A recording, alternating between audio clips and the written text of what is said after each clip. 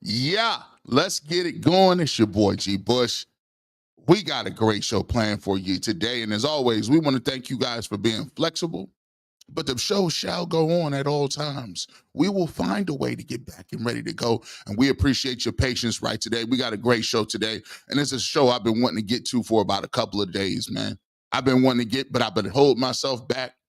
And I said, wait a minute, wait a minute. Let's go ahead and drop it when it's meaningful. I'm gonna drop this on the barbershop. People have been asking me, G Bush, what's your opinion on this? What's your thoughts on this?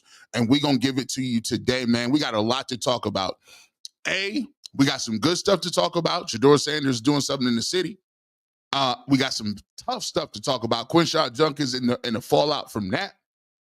And then we look forward a little bit. We talk about training camp and what we got going on today, and we preview training camp and what's going on with the Cleveland Browns. But one thing is for sure, it's going to be explosive. It's gonna be joyous. It's gonna be interesting, and it's gonna be ready to go. So get your comments ready. Get the comment section jumping. And let me just tell y'all something right now. If you sensitive, this might not be the place for you on a Saturday, because we truth telling this Saturday. We really getting into our bag today this Saturday. So if you just want training camp previews and topical conversation, you're not gonna get that today. So let's go ahead and get ready to go. Get locked in, get locked and loaded, get ready, because the barbershop is underway. Right here, everywhere that you want to be.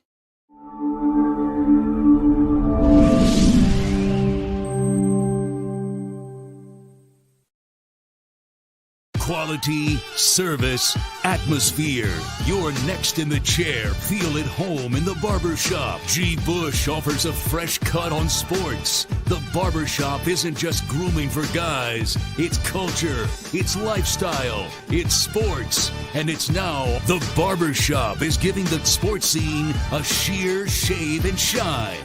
Join the makeover now. Follow Garrett Bush at GBush91 on Twitter.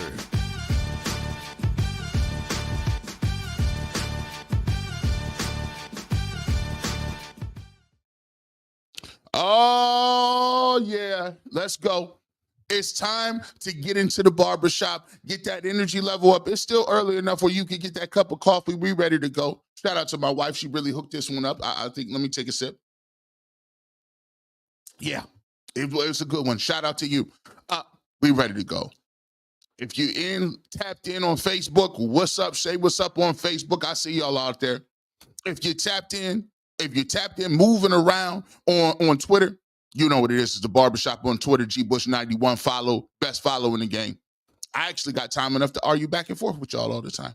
You know, so you might want to go ahead and get that in. If you are on the Ultimate Cleveland Sports Show YouTube channel, shout out to you. And if you are right now locked and loaded on the Barbershop YouTube channel, thank you guys for pulling up on me. We got a great show for you today. As always, we got to talk about some things. We got the good, the bad, and the ugly. We got the Quinshot Junkins situation. We'll talk about how that affects the Cleveland Browns. And I'm going to throw this question out to you guys. For once, I got to give Andrew Berry, I got to back him on this. I don't understand it. I don't understand how y'all mad at Andrew Berry for what somebody else did. We got to talk about this stuff too. We're going to do a little old school situation here. Like, we're going to do a lot of talking where it's like, you know what I'm saying, y'all got to listen closely to what I'm saying this morning, because we're gonna have to talk about certain things. I don't know how you mad at Andrew Berry. We'll talk about that coming up as well. Training camp. I think these guys are reporting today, as we are currently talking about. Training camp is coming up. My plan is I'm going to try to get out to training camp. You know, we ready to go. We all we need is the go word. You know what I'm saying? We're waiting back to hear from the Browns. Shout out to the Browns, by the way. And we're going to try to get out there, because I need to be front row and center looking at this stuff. I need to be front row and center looking and booking. So we're going to get to that as always as well. 61 people in the chat already from wherever you at. Shout out to that. Make sure you hit this like button, because this is the reason it matters. This is the reason it matters, because we're going to get into this. One of the things that I talk about all the time is this. I like to be very clear, and I like to point out certain things so that we can all be aware on the same time frame. Right now, the way the game is working is people act like, oh, if it's negative, it's my responsibility to deliver the negativity that this story warrants. And to a certain degree, you are right. Earlier this week on Ultimate Browns and a lot of other different platforms, you can't believe how many people reached out to me. This is crazy too. Quinshon Judkins situation happened. We'll talk about that later on in the show. Very unfortunate. I was very opinionated on that. I said, come on, man, we got to do better. Got to do better with that. But you know what? You know how many people reached out to me? Oh, all kind of outlets. Boy, they was ready to go. All the outlets. G. Bush, can we get 5 minutes of your time to talk about this case? G. Bush, what are your thoughts on the case? Quinshon Judkins, is it Andrew Berry's fault? Who's it? So that is truthful. Sometimes you got to take the good and the bad, and sometimes when you do content on the sports team from other outlets, they're gonna want to reach out to you and get you a quote. But here's the point, though: as you take the good with the bad, as you take that, you also have a responsibility to do both sides of the picture. And what I say with that is, yes, people are going to unfortunately have bad things happen. Quinshon Judkins' situation is a terrible situation. We're going to get into it. The thought processes for the Browns, the victims, whatever the case may be, we're going to let the judicial system play out. But at the end of the day, you also have a responsibility to report the stories that are good, that are outweighing the negative, the good stories that really impact people's lives, the stories that we say we care about. Because in two cases, we talk about football in different places impacting people outside of the game. But all too often, we got all the energy levels in the world. We stay with that energy level. And matter of fact, when something bad happens, we even got the nerve to put some spice on it. The story is already tough to deal with, but you got the cayenne pepper on it. You got the extra pepper. You got all of the all of the seasonings on there. You're like, dang. I get it. But then again, that's part of the game.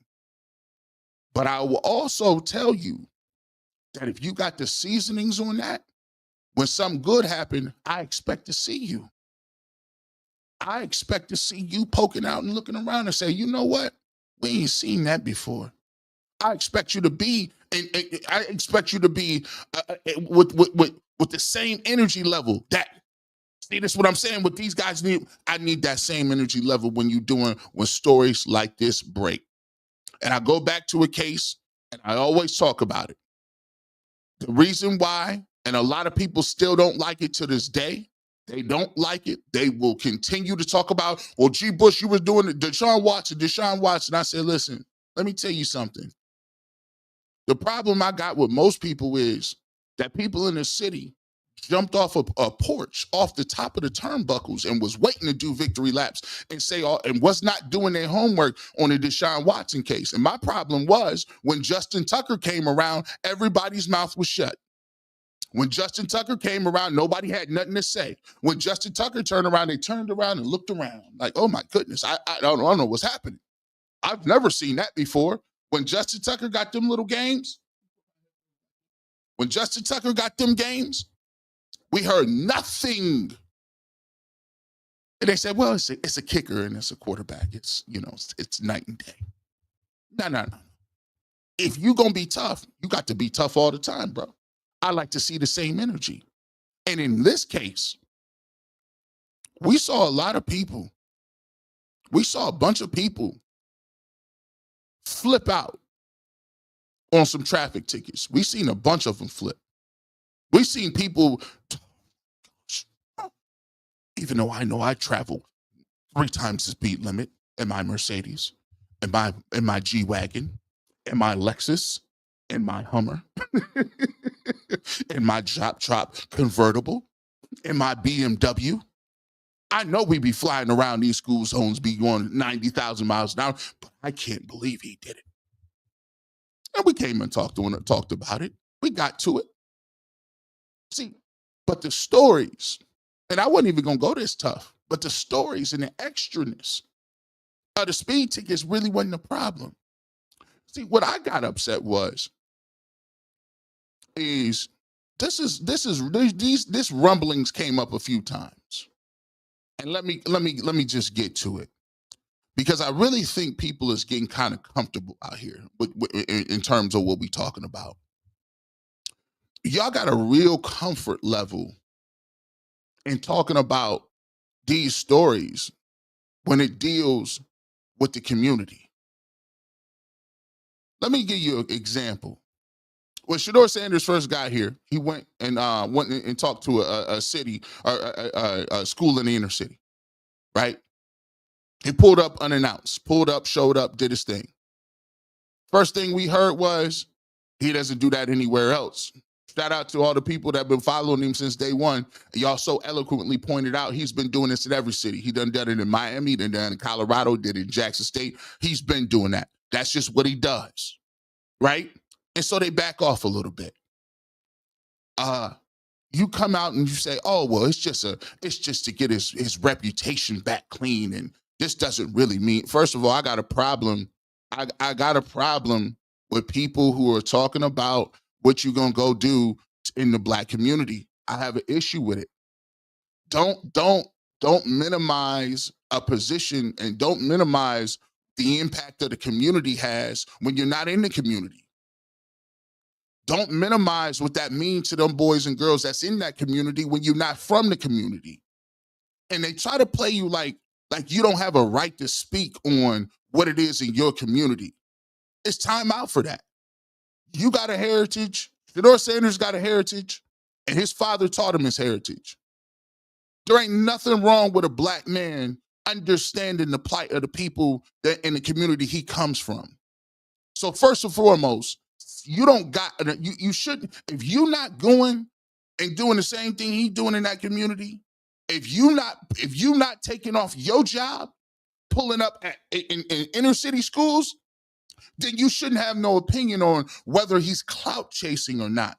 It's disingenuous and also it's borderline out of pocket. And you know what?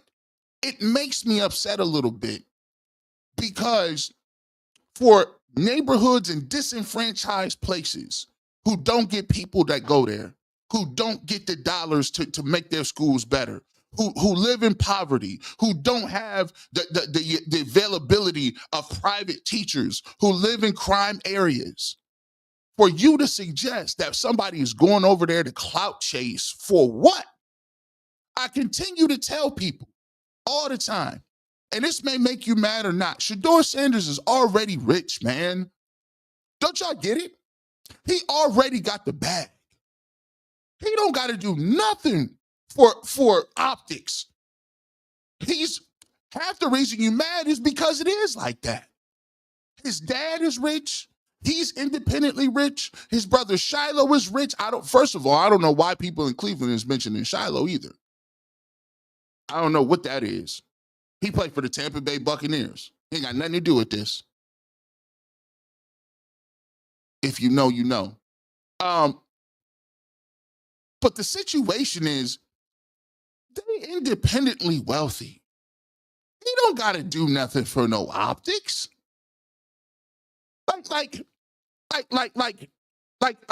This is crazy. Like a Black man can't want to see something for people that are underserved communities.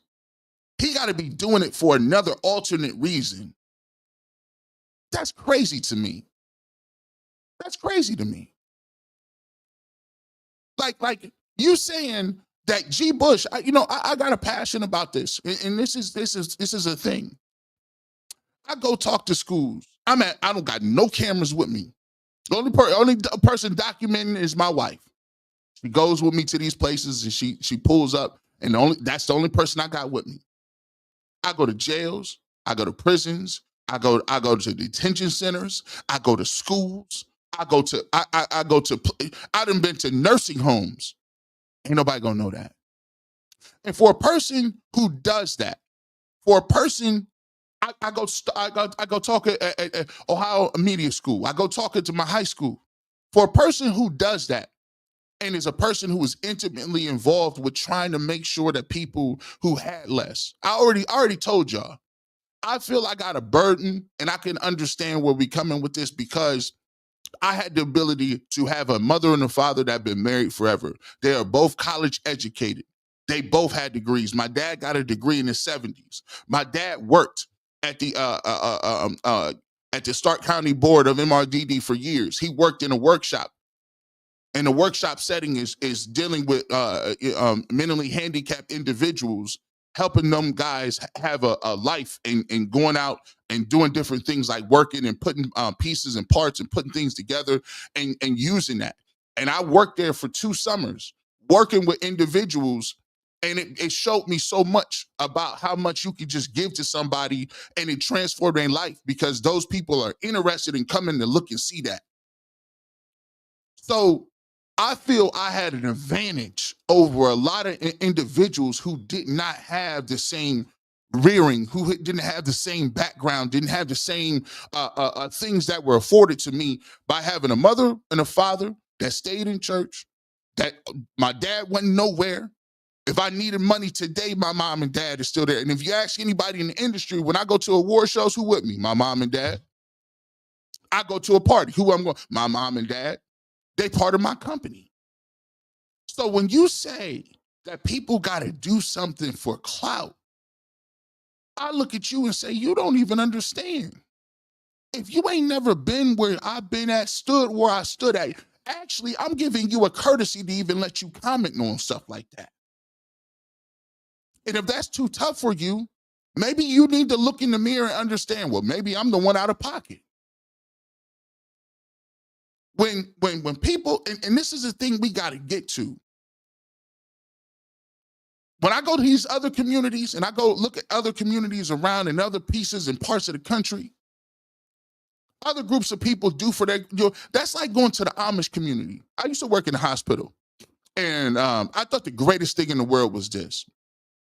I love the Amish sense of community because I used to work in the hospital, and I used to work where we would go around and we worked with the government, and we worked with different agencies. Where I used to work in a trauma unit. So when people came to the hospital, I would go visit them, get their information to see whether or not they were eligible for government assistance on bills that were, guys that come in and they don't have any insurance and they got to have surgeries, or gunshot victims, or kids that, have, birth defects that have to have a bunch of medical bills.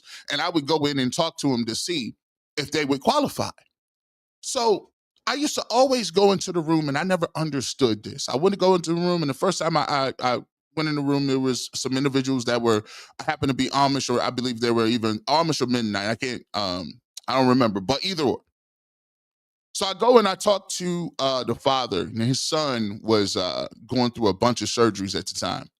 And I asked him, would he like to sign up to see if we can help him out with the medical bill through, assistance or any programs? And he says, no, we don't. I don't do that.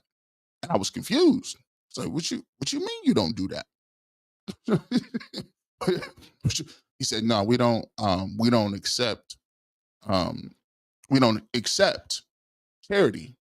And I said, well, so I said, okay, so I gave him like a prescription, like one of them free prescription things, and I felt bad, so I went back to my seat. And my chair was in the middle of the emergency room, and I'm looking around, and I'm like, man, I just was like, man, I can't let this medical bill, because in the system, you can see how much this stuff is costing. And I'm like, I cannot maybe if it's his pride, I can't do it. So I went back into the room. I said, hey, can I talk to you really quick? And I put him out because his wife and a bunch of the people from the community was there. So I pulled him out aside. Maybe I thought he was a little prideful as a man. He like, no, I don't want to do it. But maybe, so I go back and I pull him in the hallway and I say, hey, sir, I just wanted to talk to you because I want you to help me understand. What do you mean you can't take any charity? He says, oh, no, we don't It's not that we're against that, but in our culture, the Amish community takes care of that. I said, so I'm sitting here, I'm looking around like this. I said, hold on, let me get my coffee. What you mean you take it? He said, I said, if you don't mind, can you explain that to me? He said, well, in the Amish community, we pool our funds together, and people in our community can go and request certain funds for things that happen like this. And if it's an exorbitant amount, what we do is the family will then have their sons or the father or the wives or whoever the family is that was receiving that money to pay for the bill. If it's over a certain amount, they'll work it off. Where I'll tell my son to go over here and he'll help Farmer Brown with his crops one week. Or if my wife is getting ready to be wintertime, she might help another lady or another woman in the community sew or knit or do things like that. And we'll eventually work it off. But what we do is we take care of each other. And it was so eye-opening. It was profound. It was profound. Because I said, we don't do that. We don't do that.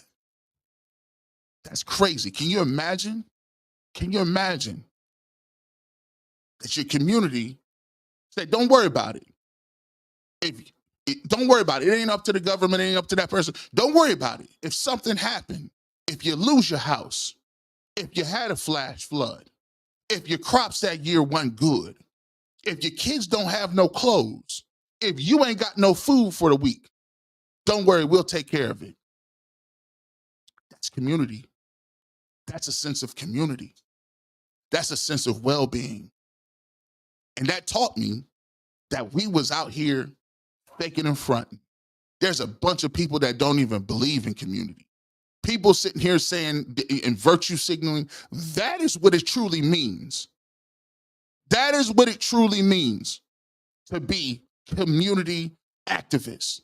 The fact that somebody got $100,000 of medical bills and they sit there proudly and tell the dude that could get them help, nah, I'm cool.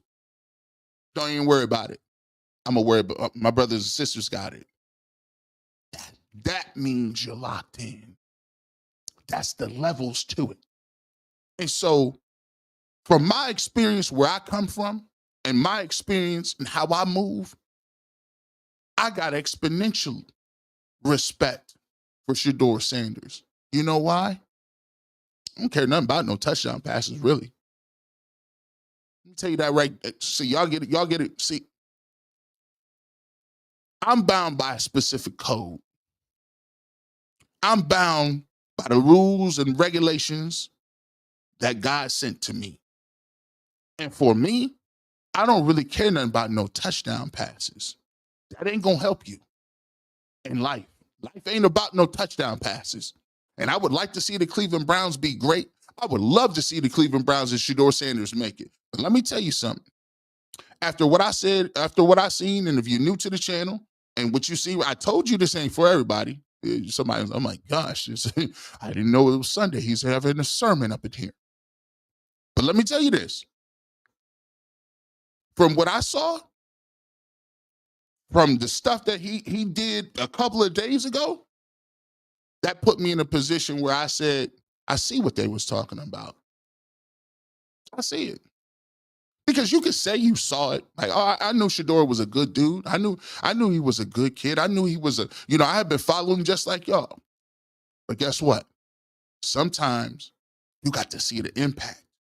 And when I saw the way those kids and them people in that area who have nothing for 5 to 10 minutes was cool. For you to pull up and say, yo, it's all good. Like little stuff, see, I get choked up a little bit because it's real with me. I'm not up here faking in front for y'all. I don't care nothing about certain things. Like, I don't care nothing about tackling nobody, no football, none of that. At the end of the day, it's about people and how you touching people and how you moving people.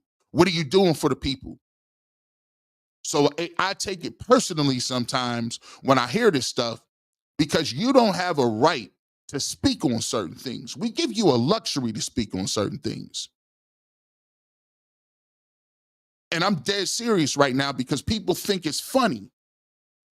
When somebody is going and they helping the home, if you sitting in a food line and somebody then volunteer their time to serve some plates, to go just serve people and be a servant for a while, and you sit back on your computer, or you sit back when you trying to write something, or you sit back and you saying something talking about it might be all for play.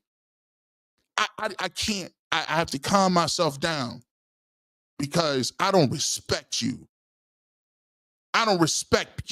Because unless you are doing it, unless you got out of your bed this morning and you trying to do, I don't like people trying to be funny when it comes to helping people, and poor people at that. People that have tragedies at that. See, now that's where I got a problem with it at. So for me, what I could do the best to highlight this situation is do this. I'm gonna highlight it. I'm not gonna go back and forth with people and try to convince them that what they're saying is out of pocket or in their pocket. What I'm gonna do is highlight it.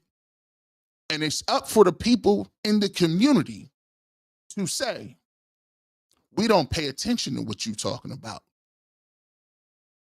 We're not hearing what you're saying.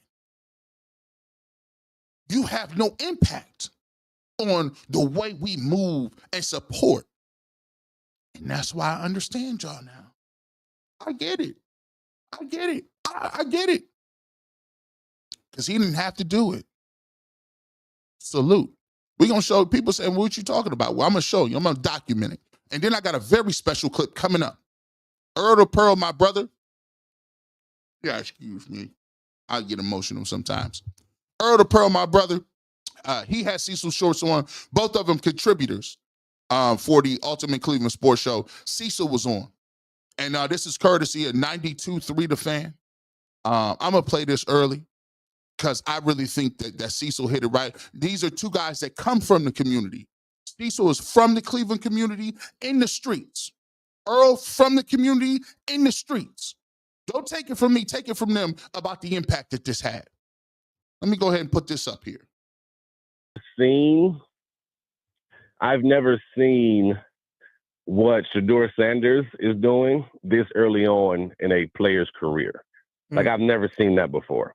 Like, I've never seen a rookie come into the league and before he even played a snap is already in the Garden Valley projects dealing with or throwing a fun fest for people that are struggling after that fire, right? I've never seen him another player go to a KFC and in the city and interact with kids and sing his song with a fan. I've never seen all the things he's doing. As soon as he got drafted, the first week he was here, he's in John Marshall High School or wherever he was. Like, it's a special thing he's doing. That's not normal, right?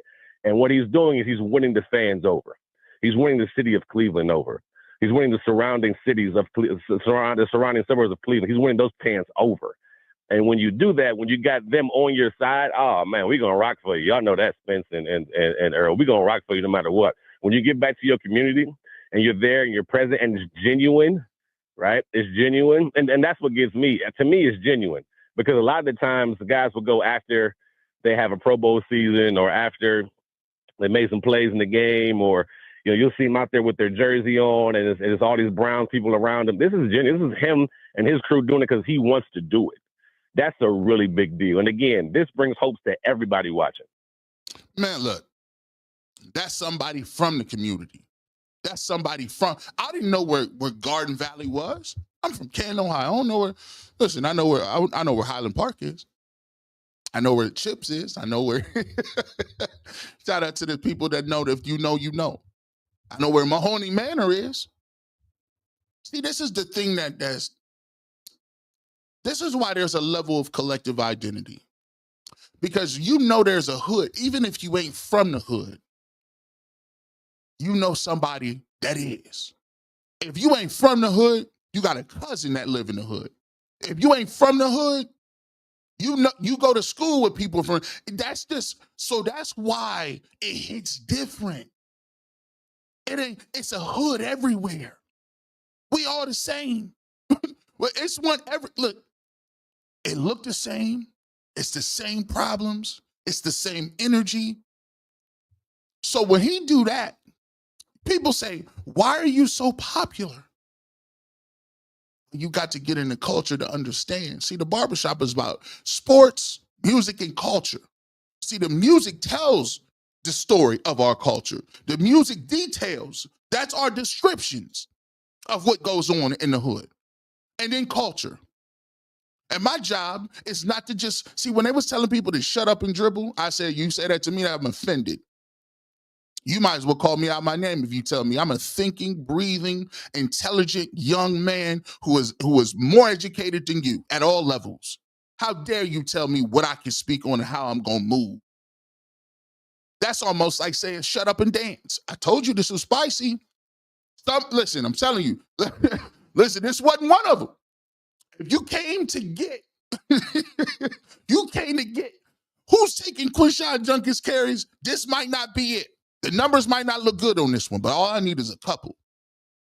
I'm cool. I ain't worried about no views on this one. This is one that count. Cecil was keeping it real. I ain't never seen nobody pull up like that. I'm 43. You know what also hit me was, some people told him not to go. He said, man, people told me not to go. And I know they told him not to go. They're like, you don't know what can happen out there. You know you got that jewelry on, boy. You know you be doing this all the time. He said, man, what you talking about? I can't go out here and be a part of my own. If I can't be a part of it, you know why? And here's how I know he legit.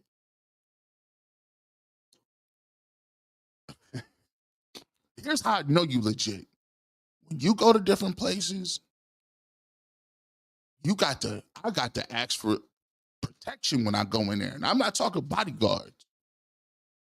You got to, when you go to certain places and somebody tell you, see, I listen to what God tell me, hey, go over there and do so and so. I'll be looking around talking to him like, what? Hold on. You, me? You sure?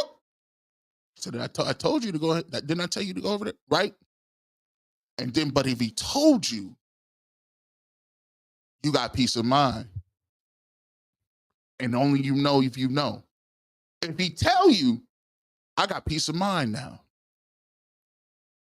Because nothing gonna happen to me. Because I'm doing what you told me to. See, that's the thing. I don't play unnecessary away games. If I just want to be extra, if I'm out there doing something I ain't supposed to be doing, if I'm out 12, 1 o'clock moving around, see, that's when you get caught doing some extra stuff. Because did nobody tell you to be out there doing that? Did nobody tell you to be doing that? But if he tell you to go, you got peace of mind. And when you got peace of mind, you end up sounding like this. Let me show you I got more clips. I got more. Let's talk about it. Let's hear from Shedeur Sanders on this one. I believe this is courtesy of Channel 19 News. When everything transpired, I was out of town. So I was like, nah, the first thing I do when I get back is definitely come to the community. I could tell everybody's vibe out here is down to earth. So a lot of people that didn't want me coming out here doing it, but I don't understand why. You know, God told me come out here, so I'm never going to question his word. It's definitely just get active and actually do it. You know, sending money and stuff, that's easy, but you have to actually go out there and be in the flesh. You know, I feel like that's more impactful. Man, look. Man, boy. Sorry, that was courtesy of News Channel 5. I repeat that, the courtesy of News Channel 5. And that's the stuff that's just the stuff that gets you, man. Because, you know, that kid, he just threw that toss to. That kid that he threw that little pass to.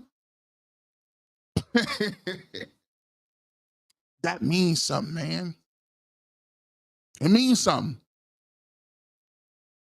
It does. Because at that point, he didn't realize that he was poor, Black, with the statistics against him in the ghetto.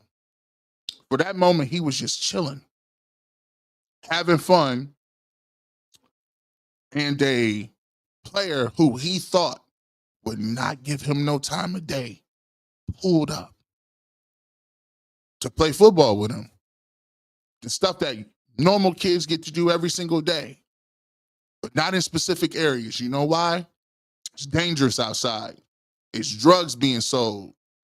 It's things happening. And for once, he got to be a kid just playing football. I respect that.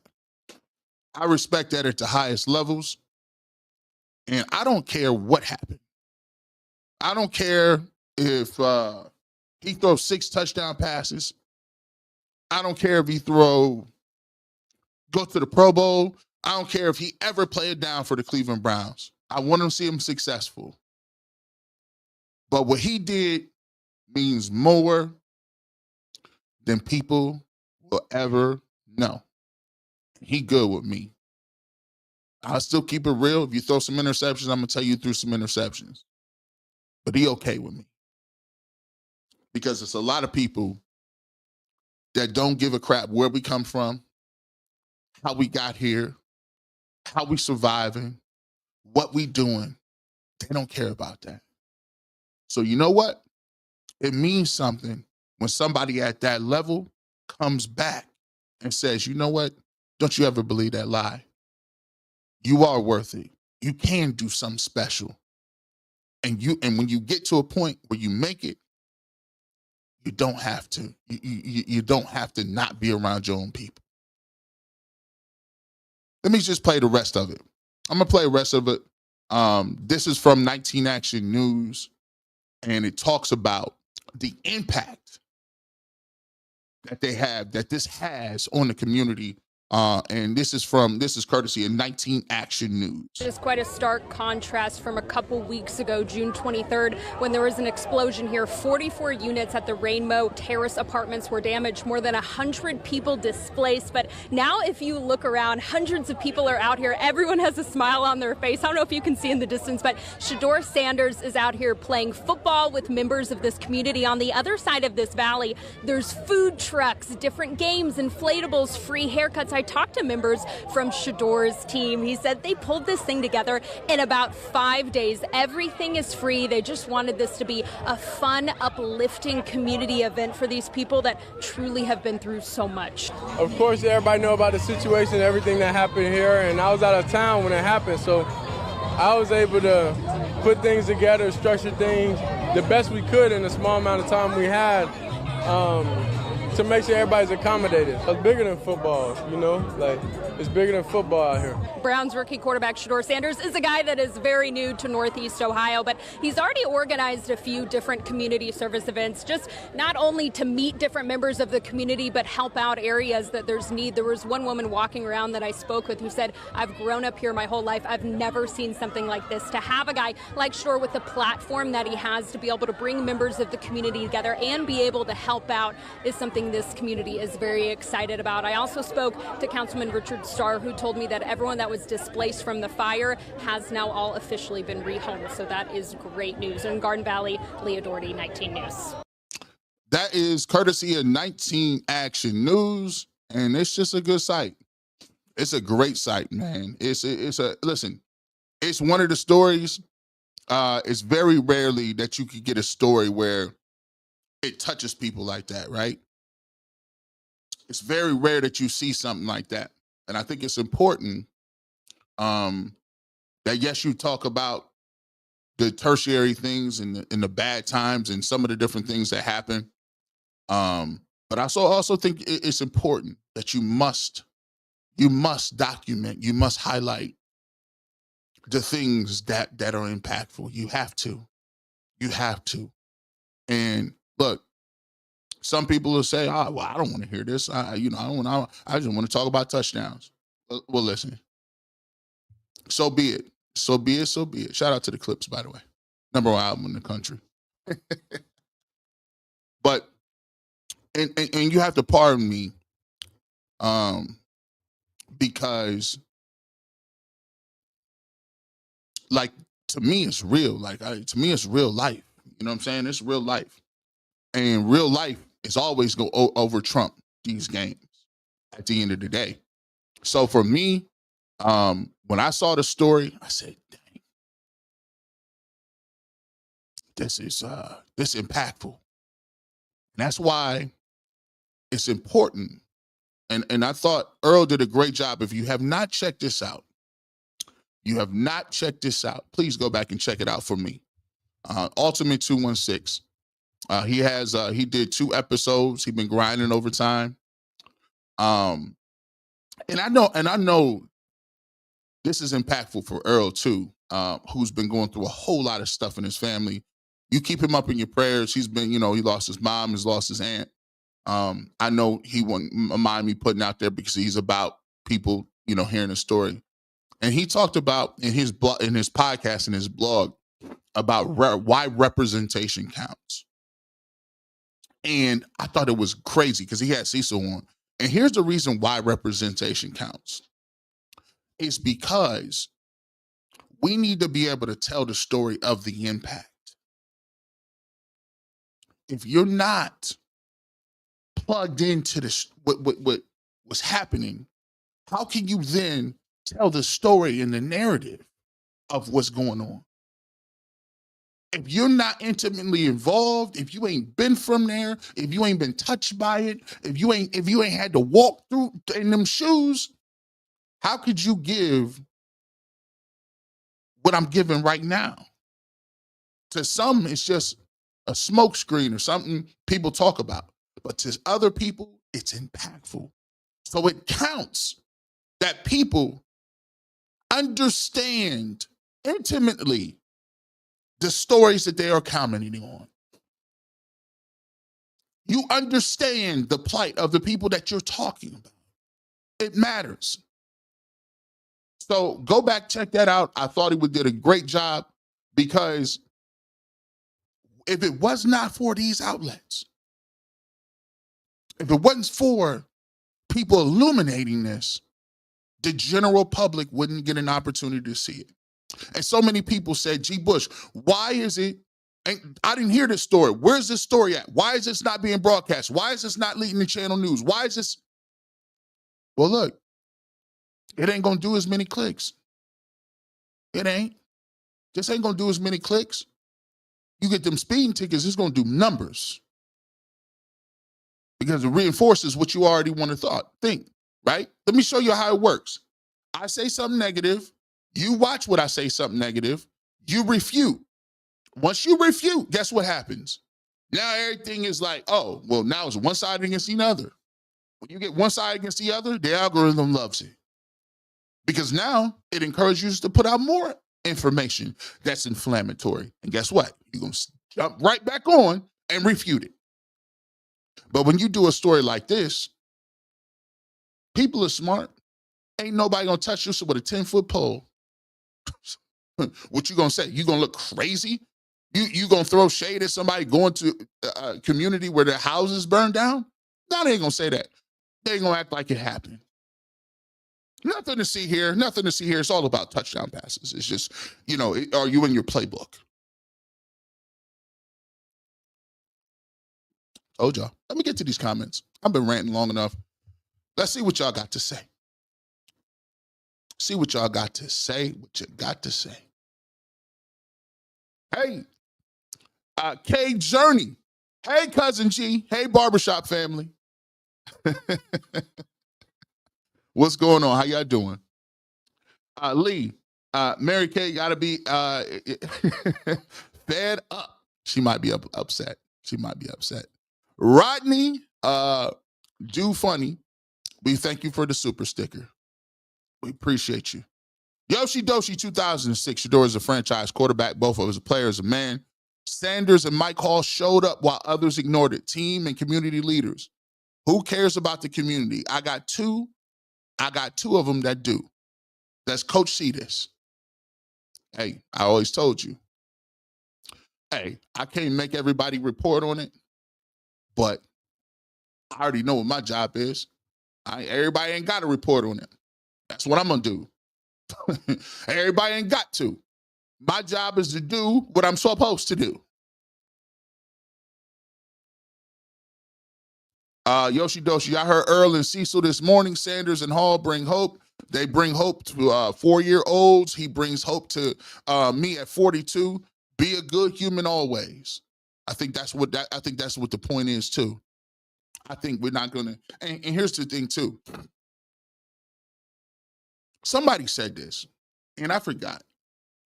Just because you good or bad at something, don't mean that gives you a right to be a bad human. Let me rewind that. For some people that catch that. Just because you make a lot of money or you ain't got no money, that does not give you the right to be a bad person. Simple and point. I'm not excusing no bad behavior because you rich. I'm not excusing no bad behavior because you think, oh, well, I mean, this person can get me that. No, I'm not going to do that. If you're a bad person, you're just a bad person. We all know the difference. Like it's like when you're younger, they teach you the regular stuff. You know, and somebody said, you learned everything you needed to learn when they gave you that book and that classroom board where Mrs. Johnson or Mrs. Young or Mrs. Smith or Mrs. somebody, when you was in kindergarten, and they put the rules up. You know what it is? Keep your hands, feet, and objects to yourself. That's one. Listen. Wait till others are finished speaking before you speak. This is second grade. So that means no hitting, kicking, and extra language to other people. Be respectful. Be respectful of your elders and those in authority figures. Right? Do unto others as they would do unto you. Right? You learned everything you needed to learn in first grade. You did. You did. Unfortunately for me, it took me a little bit longer to get it. I wasn't a bad kid. I just was talking a lot. See, I was talking, Garrett, you back there doing this talk show and you 2-3 years old. This is not your talk show yet. When you get older, you can get that off. But it's Mrs. Smith. She's going to be talking to the class. You chill out.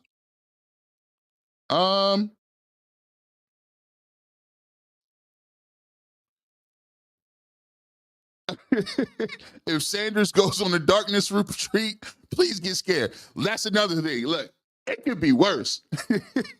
We got dudes that got to be in solitary confinement in the dark for 48 hours to find themselves. Listen, I'm just saying, hey, whatever floats your boat, I take this. Oh, boy, I tell you what, Lee, this is what the NFL is afraid of: influence. Because, and you know what? Here's what I'm going to say too. For a lot of individuals, right? You know, they come at you and they start talking about, you know, what all the other noise and the narratives. And here's the crazy part about it is there's been this thing in this country where they made us read the book 1985 when we was in school. And the book to me was funny because it talked about a dystopian society where propaganda just flipped everything on its head. So good was bad and bad was good. The thought police were alive and well, right? They start telling you things that you know good and well are probably good for society as a whole. Those are the things that are bad now. And I read that, I said, how the heck? Listen, this can't be real life. This isn't life. This can't be real life. And then I got older and realized, well, dang it. Yeah, this is really popping off like this. Hold on. Y'all can't really do. So when they started with now trust me, think about this. I've been here. Think about this. Two opposite ends of the spectrum. Johnny Manziel just came out and said, there was nothing to do in Cleveland. It was boring. It was gray. Bro, It was a fog. No, Johnny, that fog was illicit drugs. You had to go to rehab 4 times. Not knocking anybody who has addiction problems, because our country as a whole has addiction problems. But again, you go back in years ago, and you said, hey, I admit it. I screwed veterans. I screwed everybody. I was going to Vegas partying. I was doing extra. You said that. You admitted to it. But now it's like, oh, Cleveland is boring. I had nothing to do there. Well, you should have not been doing nothing. You got him on one end of the spectrum. We understand that behavior is not conducive to winning football games or being a productive member of society. There. But then you have Shedeur Sanders. And because Shedeur Sanders is famous, now he's on the same level as Johnny Manziel. He's on the same outrage meter. He's on this because he's famous and he's a 5th round pick and he's gonna. I don't care what you say. I don't care if you stand on top of the mountain. I don't care if you jump up and down wearing a red Ronald McDonald suit. Guess what? They are not the same. They're nowhere near the same. And it's wild that you're insinuating that. People was insinuating that. And I'm like, one person has had a battle with addiction. The other person is just famous. By the way, he does a lot in the community. They're the same? No, you're not going to do that. Sorry. And then you mad because I won't let you do it. Then you get mad at me because I'll be like, no, sir. I was here. I understood. Listen, come on now. Like, well, you're just putting the cape on. Say what you may. Let's keep it going. Let's talk about this. Chantel, appreciate you for tapping in once again. G. Bush, why are the Browns so high on Tiny Hands and Kenny Pickett and Dylan Gabriel? They do not play better than Shedeur and OTA or minicamp. Make it make sense. Oh, it is not going to make no sense. So here's what. I always be getting myself in trouble. So here's the thing. Everybody has their, let me just tell it like this. First and foremost, ain't nobody got no sources. Ain't nobody got no sources. They want to refute them all they want to. Ain't nobody got no sources. Here's what happens. People have their horses in the race. People have the person that they have an affinity to. Whether it's Kenny Pickett, whether it's Joe Flacco, whether it's Dylan Gabriel, whether it's Shedeur Sanders. Everybody has a natural affinity to somebody, right? And when they're asked and they say, well, why do you think so-and-so is going to start? Again, I continue to ask questions. What have you seen that has made you say that this person is odds-on favorite? Nothing. You've seen nothing. There's nothing. And here's how I try to do it. Bro, unlike a lot of people, what I'll do is I'll just go back and get in my film bag. I won't answer my phone for 2 or 3 days. Let me go back and see Kenny Pickett in Pittsburgh. First and foremost, let's get this right. And it's not no Kenny Pickett hate, but the narratives is getting out of pocket. Let me just start this. Kenny Pickett went to the University of Pittsburgh. He played his home games at Heinz Field. Guess who else plays their home games there? The Pittsburgh Steelers. The Pittsburgh Steelers have had a great organization. Great, spectacular. They've won 4 or 5 Super Bowls. They go to the playoffs with any quarterback that they got.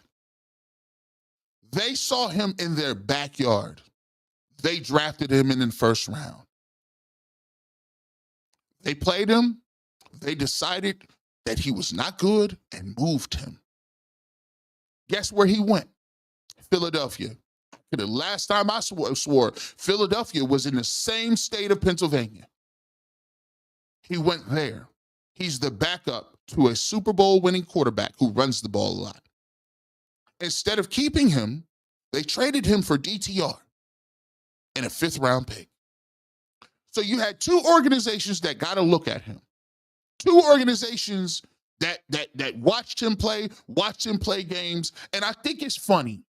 I do think it's funny. I think it's crazy that we are willing to blame coordinators when it matters. We are willing to blame all offensive coordinators when our pick is the one playing under them. But let you mention, well, I didn't like the play calling. Oh, that's overrated. But yet and still, you still really ready to just eviscerate Matt Canada like he was the worst coach in the history of. He may have not been no good. But I find it funny how we pick and choose which coordinators we want to eviscerate and which ones we don't. You see, let's be clear. Let's be honest with you. So it's just about your affinity level. Maybe you like the way Kenny Pickett wears his gloves or throws the football. I'm sorry. I actually went back and seen him throw the football. I played against him multiple times. You know what? The year we was playing and DTR was playing and he beat Kenny Pickett, they lost because Kenny Pickett I'm not going to sit here and watch you throw for 120 yards. Because that's what you be doing. 220, 130, and squinting and talking about, well, I think he's good. Sorry, stop. You should ask them, though, because everybody be giving these charities out. They be giving charity out. I think he deserves a shot. Well, ask him why can't the rookies play? I think they haven't earned it. Well, the play on the field, Kenny Pickett hasn't earned anything. I watched him play in this division multiple times. And when Kenny Pickett was playing for the Steelers, I was rubbing my hands together like it was barbecue chicken. Oh, we got a shot today. Kenny Pickett behind center, we got a shot today. But all of a sudden, people find it in their heart. It's Christmas in July. We got to make a way. I think Kenny Pickett, he got a raw deal. So you mean that the people who think Shedeur Sanders got a raw deal as a 5th round pick, you mean that they got to think? I told you this is not going to be one of those blogs. Listen, I'm sorry. He got a raw deal. But you know what, Chantel? You know the great thing about it is we're going to see. We're going to see because the pads are here. Practice is now upon us. And by the way, if the Browns want to be the Browns and just throw him out there because they I don't know, they like his jersey number, there's consequences to actions. I keep trying to tell people I am under no circumstances about to roll the ball out and say, lose a bunch of games. Nah, because I'm going to be like, well, you chose that. You had an opportunity to pick any quarterback in this draft. You decided you didn't like him. You took 2 quarterbacks in the draft in the 3rd round and the 5th round. You did give them opportunities. You got Flacco back. You went and got on the pile for that. And now you chose to start Kenny Pickett. Under what circumstances is that not on your CD? You made the decision. So I'm not fast forwarding this year so you can get another quarterback and then you screw that one up too. No, not doing it. Sorry. Not going to do it. Black 5 Entertainment, I appreciate you. His charity and support of those in need have really touched me. Seeing the kids seeing the kids be kids is everything. Respect to you, G. Bush. Yeah, man, listen, when it comes to that stuff, I got a special place for me for it because my dad, like I said, he did all that. My dad raised money because people couldn't afford to play baseball in the inner city. He raised money. He went knocking on corporations' doors like, hey, we need bats, we need jerseys, we need this, right? And I played on a nice little traveling squad because we had it. You know what I'm saying? I played on with the uniforms looking crazy. I know the difference between playing traveling baseball, going city to city where the fields is fenced and they got announcers and they got concession stands and it's a bunch of people in the audience and crowd. It's like a different feeling.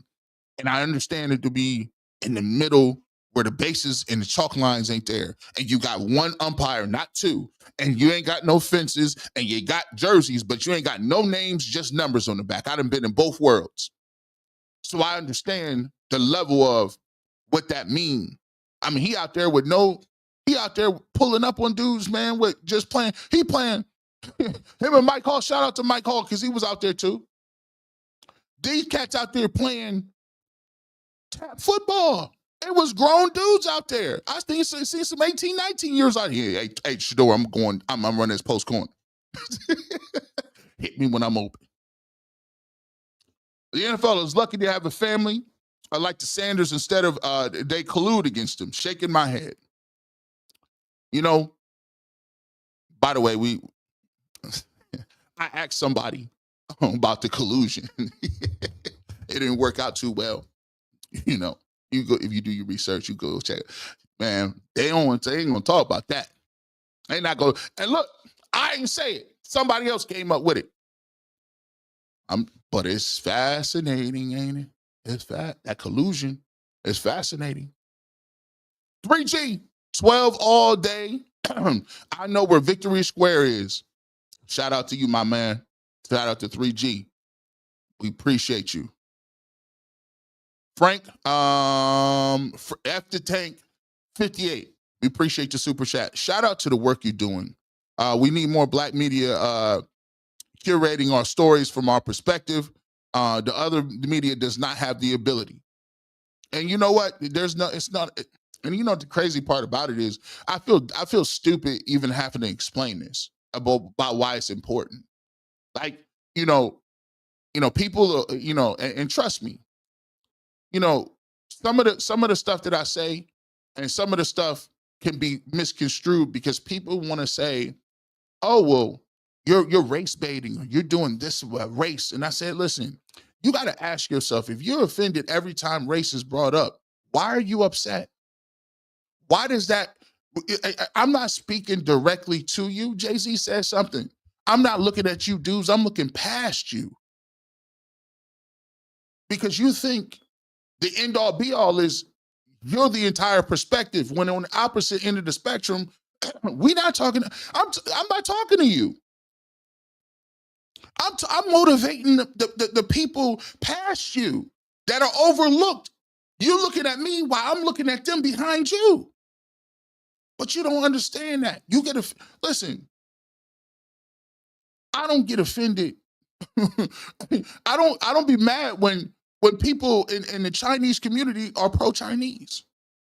I don't get mad when people in the Amish community are pro-Amish. Because I give you these stories and the intimate stories where I feel like you can learn. This is why America is special. America is special because we have all these different types of people and different cultures, different religions. But the common string that we have is mankind as a whole. So you can learn something from people that are different from you. Instead of looking at it as something as a negativity, or you want one homogenous a collection of everybody has to be this and do this and this is the right way. No, you know what we can do? We can have a collection plate of people that come from different places, have different philosophy, have a pride in who they are, and we can learn from them those individuals and assimilate that into who we are. But the thing is, you just got to be humble enough to listen. You got to be humble enough to say it ain't always about me. You got to be humble enough to say, I might not know everything, or let me go back and sit back and take it from that perspective. You could be a student of history. You could be a student of other things. But the people that are closed-minded, that want to see it and flip it, and them the people that's always upset. Why are you mad? I'm always willing. Listen, I'm willing to go anywhere. Send me to Japan. Send me to South Africa. Send me to Brazil. Send me to wherever, Texas. Where. You shouldn't be offended to learn about the collective identity of human beings as a whole. That's why I feel dumb even having to explain why. What do you mean? Why does it count? It counts. You should celebrate it. Celebrate it.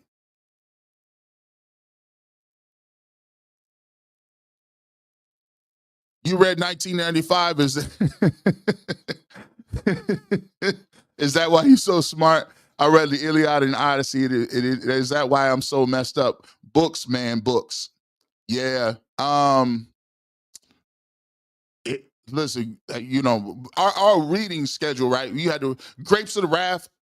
You know, they told that was another one. To Kill a Mockingbird, that was another one. Iliad and the Odyssey is definitely all Shakespeare's, all Hamlet, all of them. See, man, I'm kind of strange. I like science fiction books, though. I'll be in a different universe, like with the science fiction stuff. My mom is not too kind. She's like, you be reading all that stuff. All that space travel stuff ain't no space travel. Oh, man. I can't wait till these preseason games start. Shedeur is going to get on this field and make it do what it do to where Kevin gets fired if he takes him out of it. I'll say this. When you're looking at it, man, when I looked at it, I was just like, you know, looking at this situation with him. He's going to get an opportunity to play. And at the end of the day, that's what we do. You know, he going to get his opportunity, and all you can ask for as a man in the world is an opportunity, right? If you get that opportunity, show and prove with it, right? And I think that's what all people is looking for, the opportunity. My man, Earl the Pearl, finished my show, had to show bro some love, killing it. Matter of fact, man, if you ain't, listen, you know, shout out, and that clip was courtesy of, if you missed it, matter of fact, I'm dropping this. Matter of fact, if you're on Saturdays, make sure you go back to the Odyssey app. Make sure you check this out. This is 2 contributors. Earl the Pearl was talking about this earlier. Cecil Shorts on Ultimate 216. They had 2 crazy shows back to back on Thursday, Friday. Make sure you go check those out. And also Earl doing this thing on 92.3 The Fan with him and Spencer. They had this interview, and this is why it's different. I'm gonna run this back because if you just catch it, if you're just catching it, this is a dope way that Cecil put it, because they are from the city. So I got they from where he went. Don't take it from me. Take it from them. With you, I've never seen what Shedeur Sanders is doing this early on in a player's career. Like, I've never seen that before. Like, I've never seen a rookie come into the league, and before he even played a snap, is already in the Garden Valley projects dealing with or throwing a fun fest for the people that are struggling after that fire. Right? I've never seen him another player go to a KFC and in the city and interact with kids and sing his song with a fan. I've never seen all the things he's doing. As soon as he got drafted, the first week he was here, he's in John Marshall High School or wherever he was. Like, it's a special thing he's doing. That's not normal, right? And what he's doing is he's winning the fans over. He's winning the city of Cleveland over. He's winning the surrounding cities of the surrounding suburbs of Cleveland. He's winning those fans over. And when you do that, when you got them on your side, oh man, we're gonna rock for you. Y'all know that, Spence and Earl. We're gonna rock for you no matter what. When you get back to your community and you're there and you're present and it's genuine, right? It's genuine. And that's what gives me, to me, it's genuine. Because a lot of the times the guys will go after they have a Pro Bowl season or after they made some plays in the game, or you'll see them out there with their jersey on, and it's all these brown people around them. This is genuine. This is him and his crew doing it because he wants to do it. That's a really big deal. And again, this brings hopes to everybody watching. Yeah. Shout out. Make sure that's courtesy of 92.3 The Fan. Shout out to Earl the Pearl. Make sure y'all go check that out. He's on Saturdays. Obviously, Ultimate 216 right here on UCSS. And then here's what I'll say. Here's what I'll say. I'm gonna throw this out here. Hey, let me put this out here. Shout out to those who are representing and those who are giving people an opportunity, like me and Earl. That needs to be said as well. I'm on 92.3 The Fan. I started over there. UCSS, Ultimate Cleveland Sports Show. You take a look at the contributors over there. Cecil, Tyvis Powell, Earl the Pearl, G. Bush. Shout out to Tegna. Shout out to the people in 92.3 The Fan that is supporting those efforts to have representation. That's also a thing. Because at the end of the day, you don't get to where you got to go unless you're getting that opportunity, right? What you do with the opportunity is up to you. But you first, initially, it has to take a person that says, you know what, I'm gonna get that G. Bush cat a shot. That's important. That's important. All you organizations out there, all the places, that is important. And I feel like the reason UCSS and the places are thriving as we do it is because they're giving us an opportunity to talk about the things that are important to the community and giving another spin to it, another side to it. Of course, we got to keep it football. The main thing is the main thing. Let me keep this clear. The main thing is always going to be the main thing. We're going to be talking about that football thing. We're going to talk about the sports thing. But it is important to give another opportunity to be able to flip that and to tell the undersold stories that affect people that look like you. So shout out to them, by the way, out there. Let's get to this. We got a couple more. Y'all been killing the super chats. I got to get to them. I told y'all, super sticker right here. Magi 13, we appreciate you. Thank you so much for the super sticker. Reverend B. J. Nelson, in words of CP, it's okay when you do it, but you have a problem when we don't do it. Right? Gotta listen. When we listen, we gonna make some mistakes. I'm gonna talk about somebody who makes some mistakes coming up here. I told you I was gonna get to it. I wasn't gonna give y'all flowers. We gotta get to something too, because it affects the community as well. So we'll talk about that. Salty Vet. Do you see now why Shedeur fans stand up for him? I sure do. I see it. Because he ain't had to, listen, he didn't have to pull up and, like, he just got here 5 seconds ago. Cecil's from the area. I'm from Northeast Ohio. You know what I'm saying? And the thing that we got to understand is this. I'm into supporting human beings. You know what I'm saying? Of course, I want you to play well. Of course, I want you to do your thing. Of course, you know, I felt like you was a quarterback that could be but a lot of people don't understand. More than anything, I want you to be a productive member of society. That's what I would like you to do. More than anything, I want to see you do your thing. I want to see you be, wealthy. I want to see you have health. But more than anything, I want to see you contribute to helping society. So for me, he ain't got to throw no touchdown passes. I mean, I would like him to, but as far as him and what he do, me and him solid. And we ain't never got to talk. We ain't never got to have no conversation. We ain't never got to meet. I don't got to meet up with you. I don't got to be nowhere. You know why? What you are doing, that's what I care about. That I'll touch and see them folks. You ain't me. It ain't no giving this. I like the fact that what you're doing. That's what I support. Am I crazy? Vivo Hernando 1. I like the name, and I like them kicks. Am I crazy to think Shedeur is more talented than Brock Purdy, poor man's Joe Burrow? That says starter to me.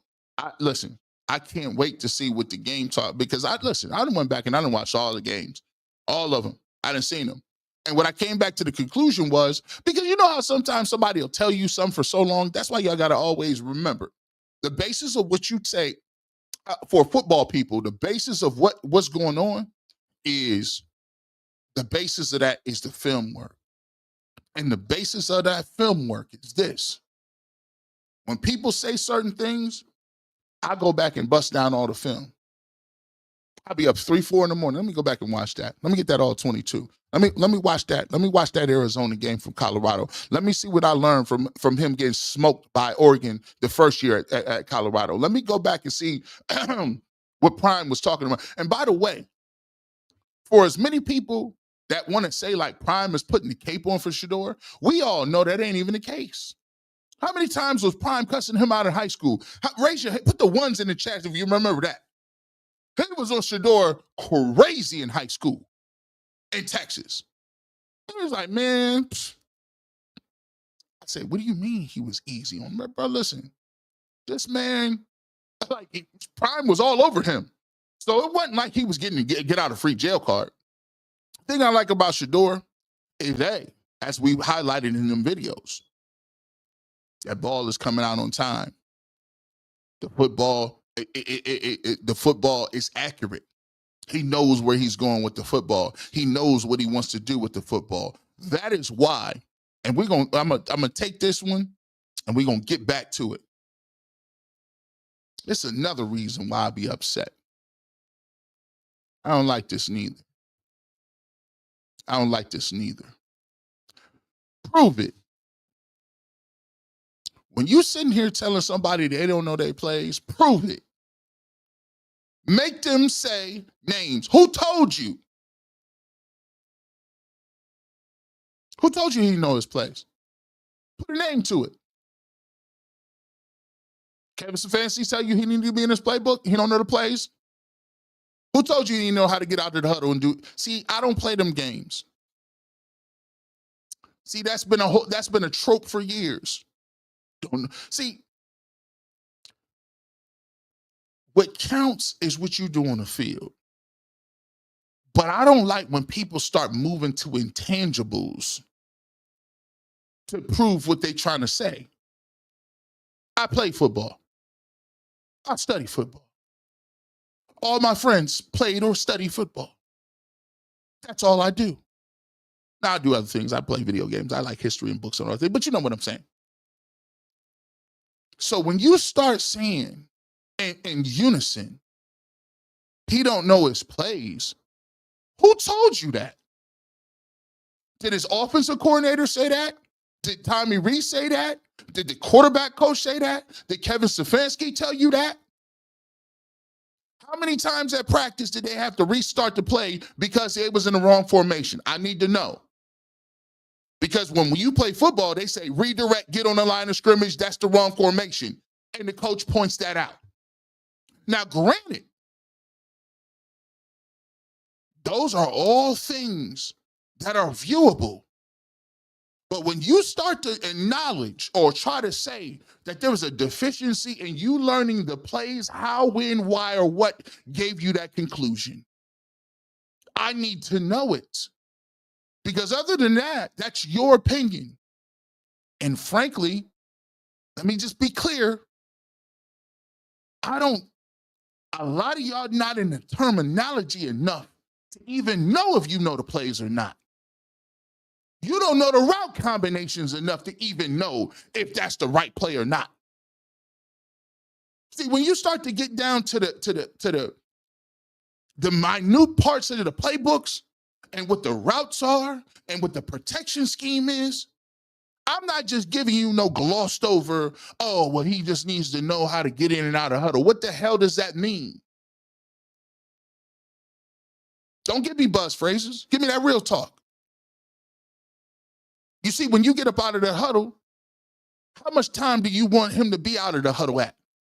Is he getting 3 plays? Is he getting 2 plays? Is it a kill count on? I'm going to give you 2 plays. If they come out in a 4-3 base and they overloaded to one side, we're going to kill that. We're going to run the stretch play backside. But if the defensive end backside is too far out of the play, that left tackle, well, you know what he's going to do? He's going to let him go because that person right there, the defensive end, he'll never get to play. And if he does make that play, the next time we setting him up because now we're going to run that same stretch action, but we're going to boot. We got the tight end backside coming, and there we go.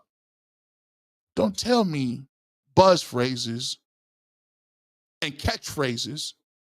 I don't know the plays. You don't know the plays. Let's be clear. I told y'all. Where's your terminology playbook? See, that's the issue. Me and Tyvus talk about this all the time. Me and Tyvus talk about all this all the time. You done read a playbook. You know what it is with the plays. It's not the initial play that's the hardest part. I'm educating right now. Get your pen and pad ready. Get it ready. So you can be well-versed, and when they say this stuff, you can go ahead and get them off the books. Let me go ahead and spit. Because let me put this up, and let me get to this. It is not the initial play that is the tricky part. They catch you up on that. That's a red herring. Everybody can know what the play is and spit it out and regurgitate it. They've been doing it for their entire lives under multiple coordinators. That's why quarterbacks are quarterbacks. Second of all, what delineates and separates quarterbacks is not the pre-snap stuff. It's what the hell happens when that ball is snapped. Because the hard part is not diagnosing what they're in or what you're calling. The hard part is once that football is snapped, everything that they showed you pre-snap is a lie. I said it was, we pulled up in cover 3, a cover 3 shell, but we running cover 2. And that route that you thought was open, it's not open anymore because we're in a different coverage than we thought. Oh, they showed blitz, but they backed out of the blitz. Now that defensive end that you accounted for, that pre-snap you thought you was going to slide the protection to, he's now in the flats. What do you do in 0.2 seconds? That's the difference. Don't listen to the red herrings. Oh, it's the pre-snap stuff. No, it ain't. Everybody know how to get pre-snaps. Just like driving a car. It's easy sitting there telling you how you're going to do something in maneuverability. You turn your steering wheel a 1/4 inch this way. You turn the steering wheel back another 3/4 inch. You weave through the cones and then straighten your wheel and go right back. That's easy, bro. Let you be in a van trying to parallel park on the street during rush hour and there's cars behind you. You got about 3 seconds. You got one time to get that minivan in that little spot that you trying to go to this little boutique store over here to the left. And you got to find some quarters to put in the little meter. You didn't even know that. You got one time. It's a difference between practicing on the cones and being in the street. We know that. That's where it's at. Let me get to my second. I got to get to it. Got to get to it. Have to. Now, here's another thing. Here's how you know I just keep it real. I'm keeping it real on this one. I heard this case, right? And I'm not the biggest Andrew Berry situation. I'm not the biggest Andrew Berry fan. But there's a narrative going around that Andrew Berry somehow, some way, is to blame for Quinshon Judkins' incident. Well, Andrew Berry keep getting people. Andrew Berry keep drafting these dudes that, keep drafting these guys that keep getting in trouble. Let me tell you something. That sounds nice. And at the end of the day, I have worked in corporate America where when you do hires, we used to have a attrition rate. So we would go in and we would hire these individuals and do what we needed to do. And we would vet them. We would we would interview. We put them through our training and our testing, and then they hit the floor. We monitor their progress, see where they're deficient at, make sure that they're up to speed, put them on the floor, and see how they work. Now, you have an attrition rate, and half the people that you are identifying, interviewing, and putting on the floor are leaving or going other places. They look at you and say, G. Bush, you interviewed and you hired this person. You have obviously saw something in them. Why are they leaving? And at first it used to work. I used to feel bad, like, dang, you right. Maybe I'm picking the wrong people, man. Is it something inside me? And then you got older, you got wiser, you start being in the position a little longer, and you started to understand there's certain things that are outside your purview. Wages is one of them. Nowadays, when you're working somewhere, it is advantageous for you to switch jobs every 2 to 3 years because wages in the economy are stagnant. The starting wage that they're bringing you in right now, they're going to pay somebody more than that in 3 years, but they want to give you 2-3% raises. Whoa, whoa, whoa. 2% or 3% raises don't outpace inflation and cost of living. So I got to be an A player for 3 years to get 3%, 2.5%, but you bring in people that's unproven off the streets into the building, and you giving them more than I told you. I'm sorry. Listen, I know some business owners here, and that's, G. Bush, you talking too much. It's advantageous for young people to come out of school and job hop. You know why? Because every time they job hop, they're getting 10%.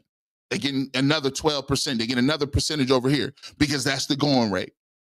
So I'm over here looking around like, why are these people leaving? Maybe I'm a bad man. No, it's easier to get a job if you got a job.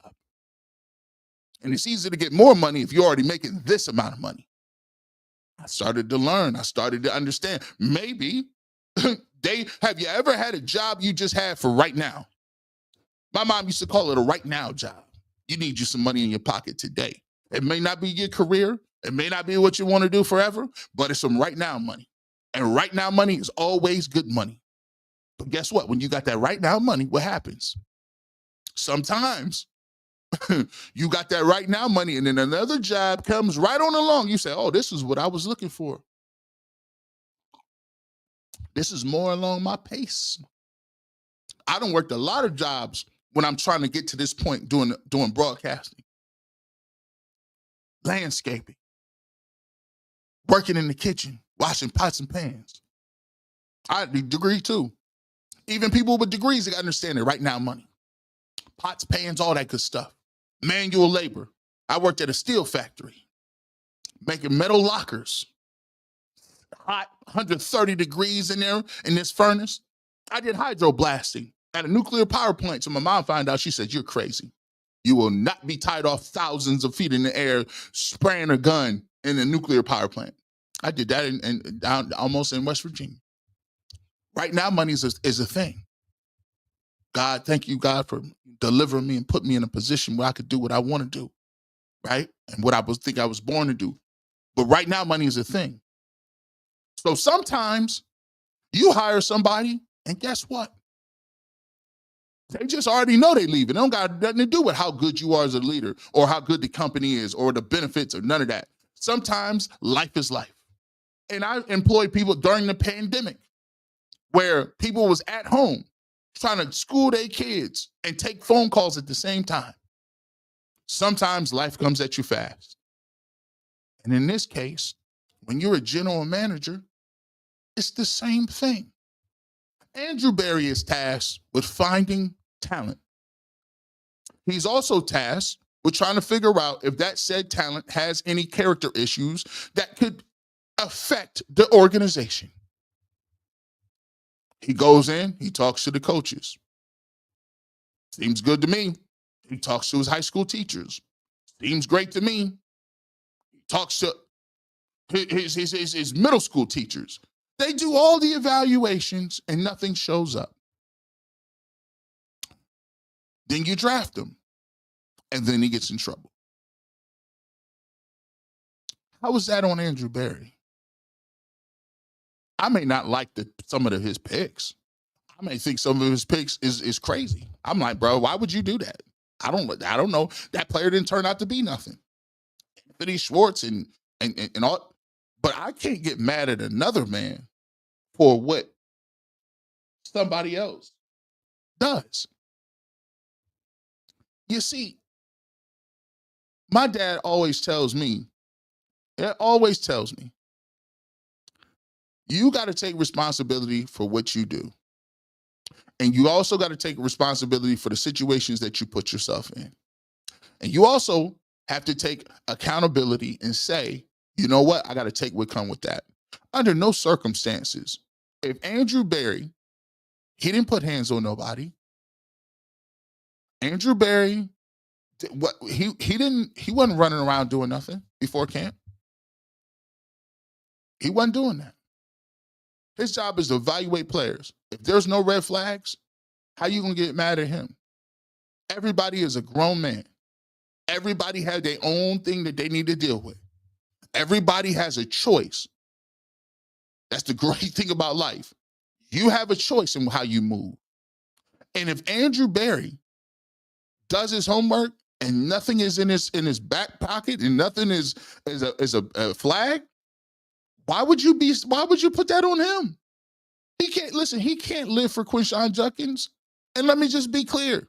And a lot of people like Quinshon Judkins coming out of college. People thought he was either the number 1, number 2, number 3 running back on the board. I liked him.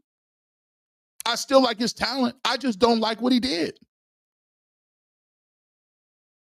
I just don't like it. As we talk about the community, as we talk about things moving forward, as men, we have to do better. You know, I look at the optics of it, and I say, and I not only look for optics, I look at the police report. I say, listen, man, no, I don't like what that police report say. I don't like it. And I'm usually on the side of people and individuals as players to get the benefit of the doubt because I understand how difficult it is out here. There's a lot of people in jail that didn't do nothing wrong. There's a bunch of people that's out here that get incorrectly typecasted and talked about and consequences behind that. And it just don't go, it starts at entertainers, politicians, city councilmen. It's a bunch of things. I understand what money and fame brings to the game, but here's the thing too. You don't have the right. I don't care what nobody say. I get it. I don't care what the text message said. I don't care. You don't have no right to put your hands on nobody. None. And a lot of people say, well, why she wait to do this? And why she wait to do that? And why she wait? Look, no. Sometimes when you're a leader and you're a man, you got to have leadership at all times. Leadership is hard sometimes. I get it. And trust me, I'm not above reproach. I done been in lots of arguments. I've been divorced. I've been engaged 4 or 5 times. I done been in a lot of arguments. But I will say this. I done took a lot of L's. My first wedding was $24,000. I flushed it down the toilet because I didn't think it was right. We had people coming in the next week. I said, oh, this wedding's canceled. Oh, we can't do this. It ain't right. People know about weddings. You ain't getting no deposit back. That venue, them flowers, that alcohol, them plates, that's paid for. If you decide that you don't want to do something, that is gone. They're like, that's the greatest come up we've ever had. This dude, 2 weeks before the wedding, said, we ain't doing it. Hurt my pockets. But guess what? I was like, it's better off doing it that way than signing up for something you didn't want to do, that you knew was going to do. Now, I was a fool. I still signed up for it and ended up getting divorced. But I will say this. That was one of the most expensive lessons I've ever had. And for him, if you don't like how we moving, you simply tell the young lady, listen, hey, we's down here to have a good time. We celebrate your birthday. Obviously, things is not vibing. Here's what I'm going to do. I'm going to give you a first-class plane ticket back. I'm going to make sure you get back to where you came from because, again, I don't want no problems because I don't want that on my conscience that you left here trying to find another ride or trying to find a way to get home.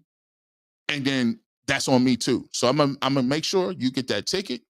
I'm going to make sure you do your thing and you're going to get to your destination. But I don't think that's going to work out between us. I don't care what.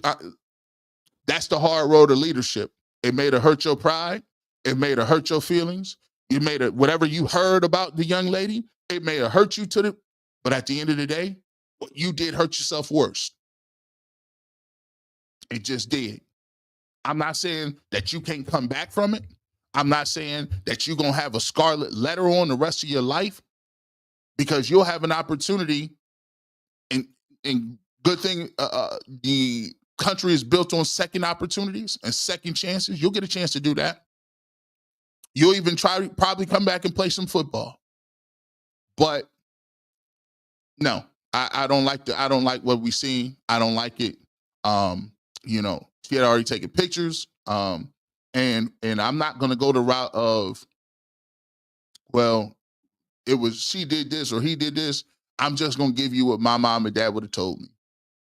First and foremost, they probably would have said, and I could hear them. It's crazy because I can hear them talking right now, like they in the room. First and foremost, they looking around and talk about, hey, why was you going anywhere? Why was you going anywhere? You're supposed to be locked in.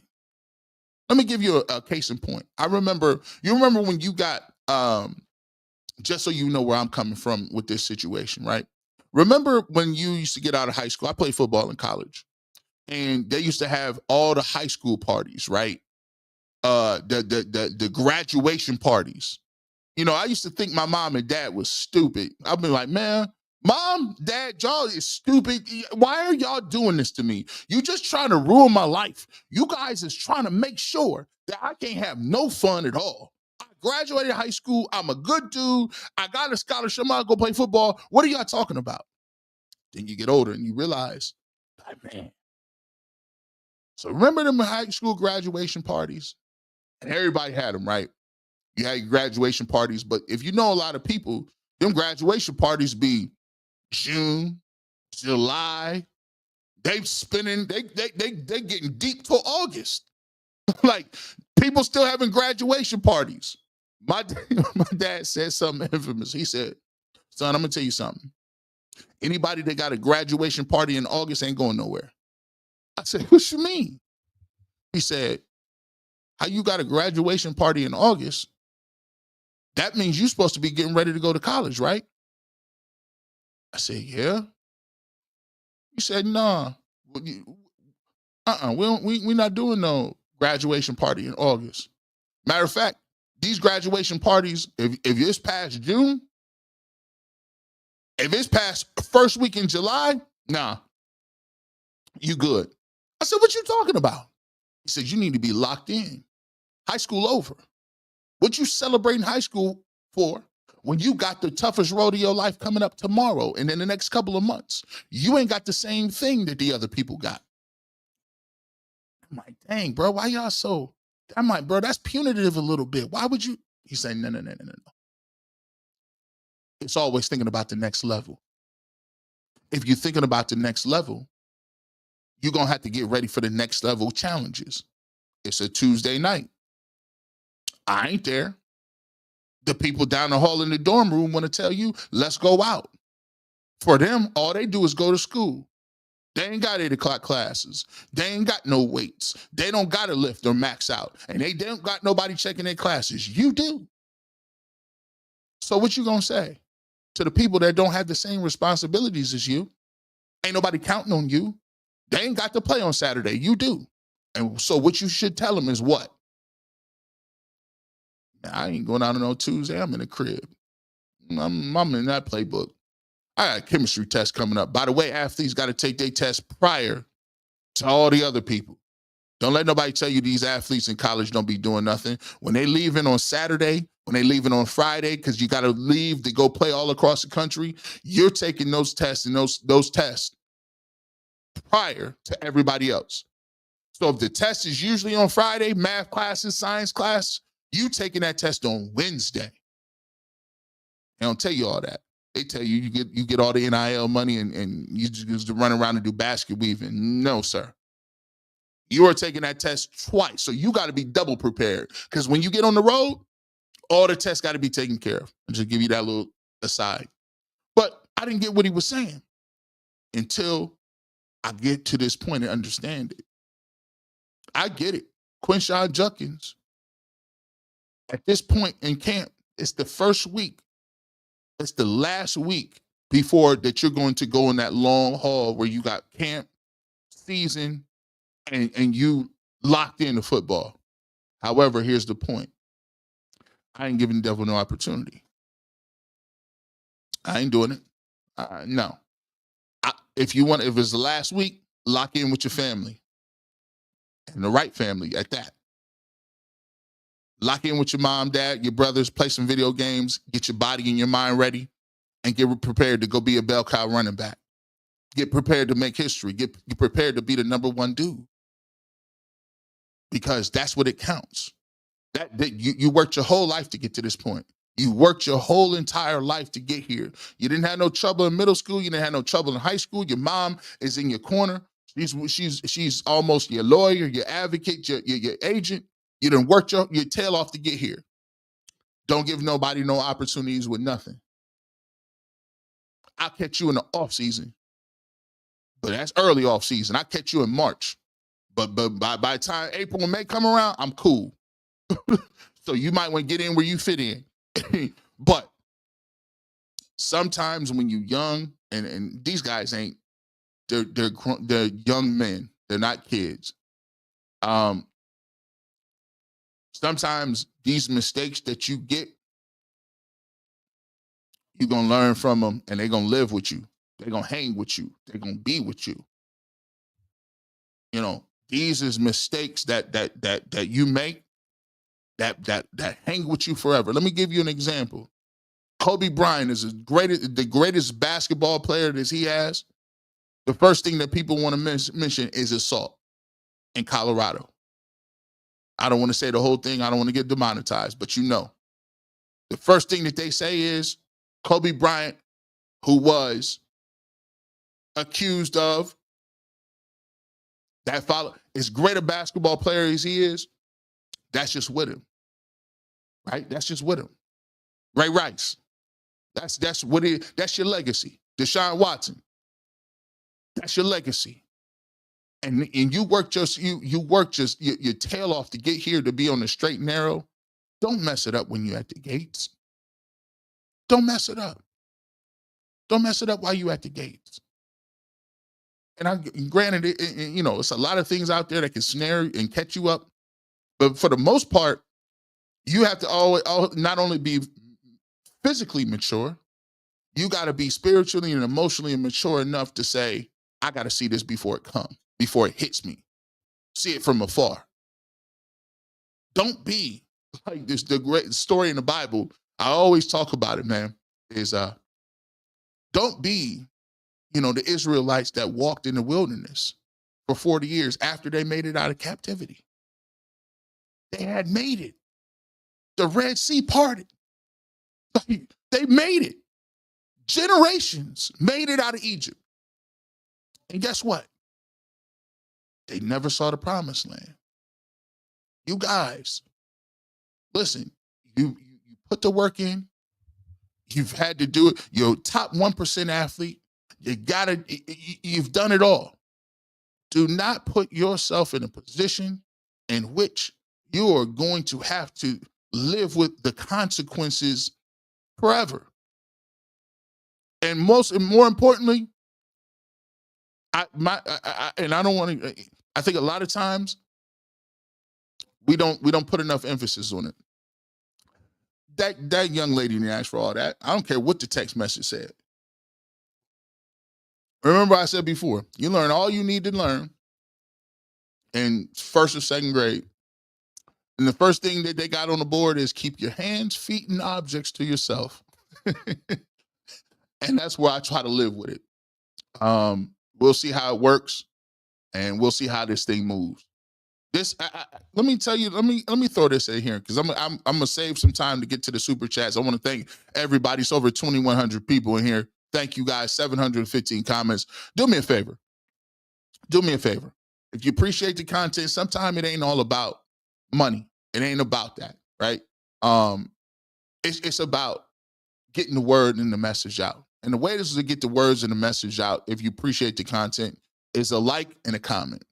Them is the two most important things you can do. What it does is builds up the barbershop community. It builds up the community at UCSS, and it gives us an opportunity to get our content to people that may not normally watch it. We talk about representation. We talk about differences in content. That is the best way you can contribute, and it's free. So if you appreciate it, you like the content, you support it, hit the like button. But don't get it twisted. I like all the super chats. I like the super stickers, the memberships. We appreciate you guys. But the best way that you can help the barbershop is likes and comments. So we thank you for that. Let's talk about this really quickly because I want to get this in. We talked about the Juckins and Barry thing. Let's talk about the camp preview. And I want to get to this because it is football. What am I looking for in the camp preview? Let's start where we left off. Quinshad Juckins. He may get 6 games. I'm going to tell you this right now. He's looking at 6. Mike Hall got 5. Like I said, I took a look at the police report. The rookies report to camp now, and I believe that Juckins is not there because he's figuring out some stuff what's going on with his legal stuff. That puts us in a situation where you're still back to Jerome Ford and you have Dylan Sampson. Now, I like Dylan Sampson. He's a little small in stature, 5'9". I think he's under 200 pounds. They got him listed a little bit over 200 pounds, but I think he's a guy that you guys are going to watch and you guys are going to want to watch because he's a dude that I think is explosive. I don't know if he could take all those carries, so we'll put you at Jerome Ford and Dylan Sampson. It's going to probably take a lot for Dylan Sampson to be the number 1 running back.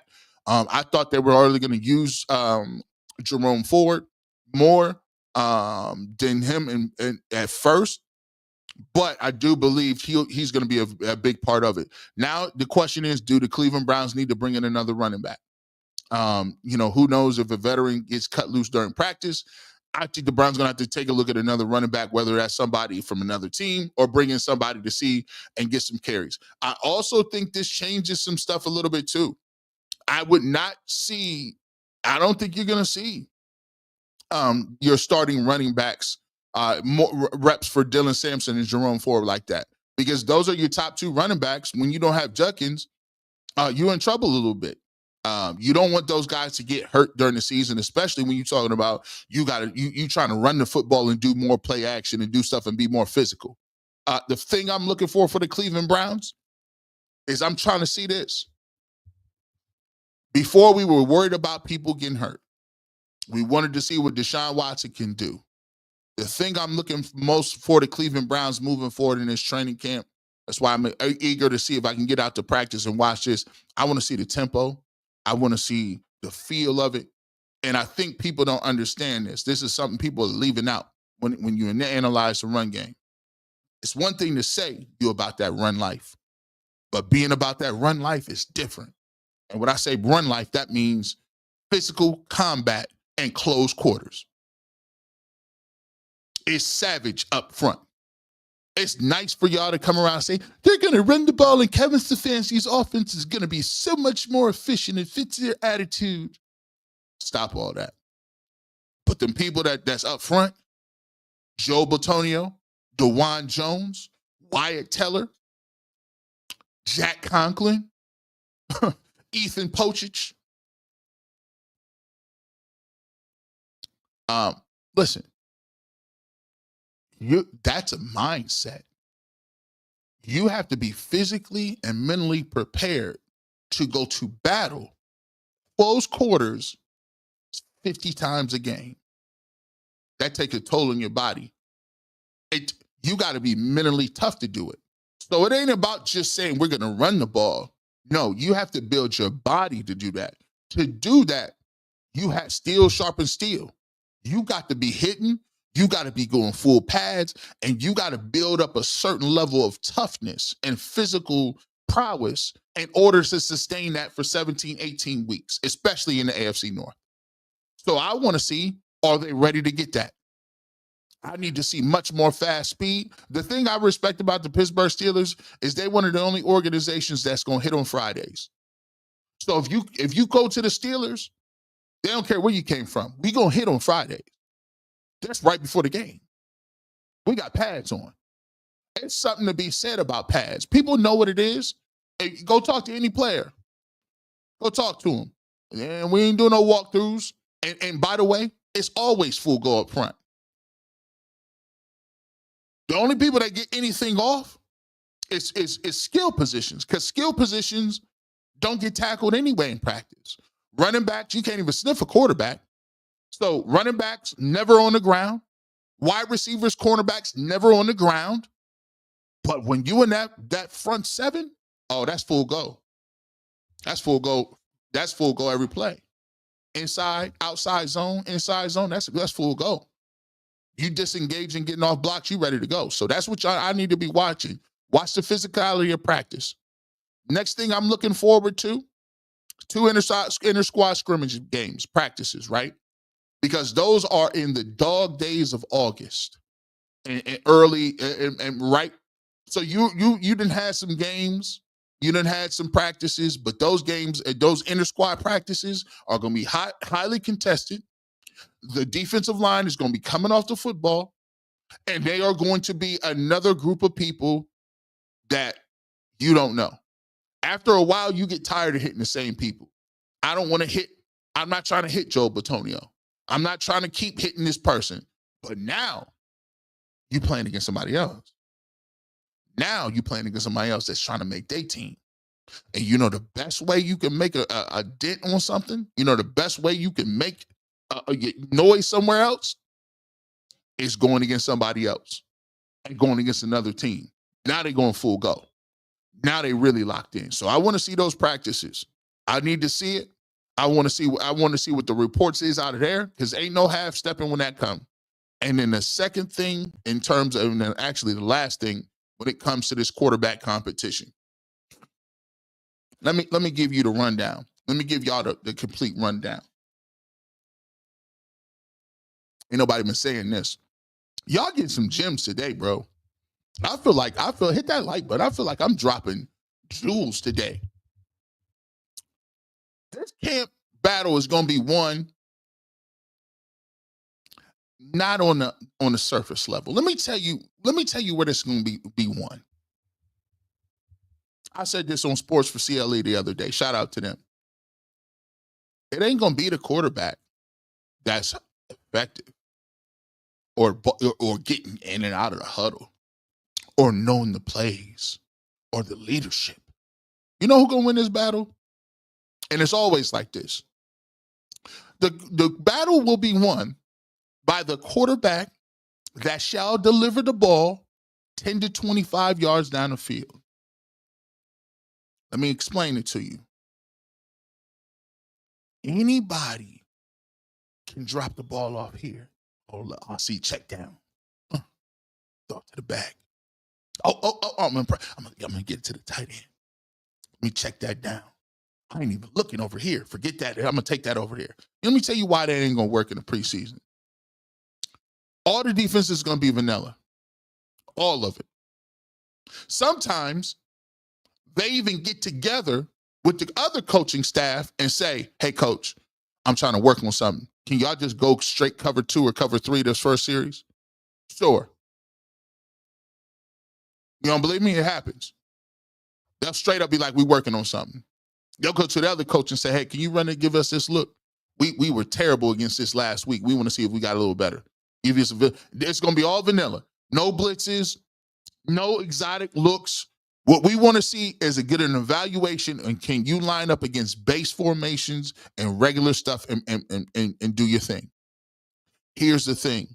My coach used to always tell me, when we scrimmaging, we want to see production. We want to see production points. And every team got a production point list, whether that's 20-yard explosive runs, touchdowns, red zone efficiency, big money plays over 50 yards, explosive plays, sacks, strips, turnovers. We want bonus points. We want production. This Browns battle ain't gonna be won by people talking about who commanded the huddle. It's gonna be about who is making plays, who is throwing the ball between 10 and 25 yards. That's where the money plays are. Because if you throw on 10 to 25 yards, that's 2 things are happening. You're seeing the field and you're anticipating where the biggest plays is. Because nowadays in the NFL, team will let you walk up and down the field. We give you that underneath stuff. We give you that underneath stuff. That little 5-yard, that little 5-yard drag route, that little option route, that levels concept you want to throw. Guess what? We'll give you that all the way up the field. And then what happens when you get inside the 25-yard line? Everything's constricted. Everything is constricted. You ain't got an opportunity to do a bunch of stuff. What you got to do? Now you got to make big time throws. The throws that's the seam routes for 25 yards. The throws that you got to look off the safety, then go backside and throw a guy open. The back shoulders, the drop it in the bucket over the shoulder in the corner. And them is the throws that we are looking for. If you're doing all that check down Charlie stuff, that ain't gonna cut it when it comes to the regular season games, because all that zipped up after that, and the rush is coming, and they getting exotic, and the blitzes, and the back out of the blitzes, and then we faked you out, and then now you got 3 people on. See, now it gets exponentially more difficult. So while it's vanilla, you got to eat. You got to eat against a vanilla defense. You got to eat. Got to eat. You got to be playing. So your stat line can't be 7 and 9 for 62 yards. 7 and 9 for 62. I don't like that. You know what I like? Give me that 6 or 12 for 220. I'm like, oh, you missed some stuff, but you was going for it. I'm gonna take that any day. Give me the 7 or 13. Give me the 7 or 13 for 190. That's what we need. That's the type of stuff that separates yourself from the rest. So those are the things I'm looking for in my training camp preview. We will be doing that, and we keep it locked. You know, my goal is to be out of practice at some of these dates, and then when we do, be looking out for the notifications, because I'm going live right afterwards. I'll let y'all know. I'll keep y'all in contact what we got going. Let's get to our super chats. We're gonna finish this out. Try to finish out what we got. We appreciate y'all. Make sure you hit the like button and make sure that you continue. I'm gonna fly. Make sure you continue to support the stream. Let's get to it. You guys been great today. Let's see where we left off at. Give me a second here. Let me pull my banner down. Let me pull my banner down. Let me pull it down. Let me see what we got. Here we go. Here we go. Baked Ziti says, great show today. Thank you so much for the super chat. We appreciate you guys supporting, because if Dylan and Kenny knew to play so much better, why didn't they do better on the field?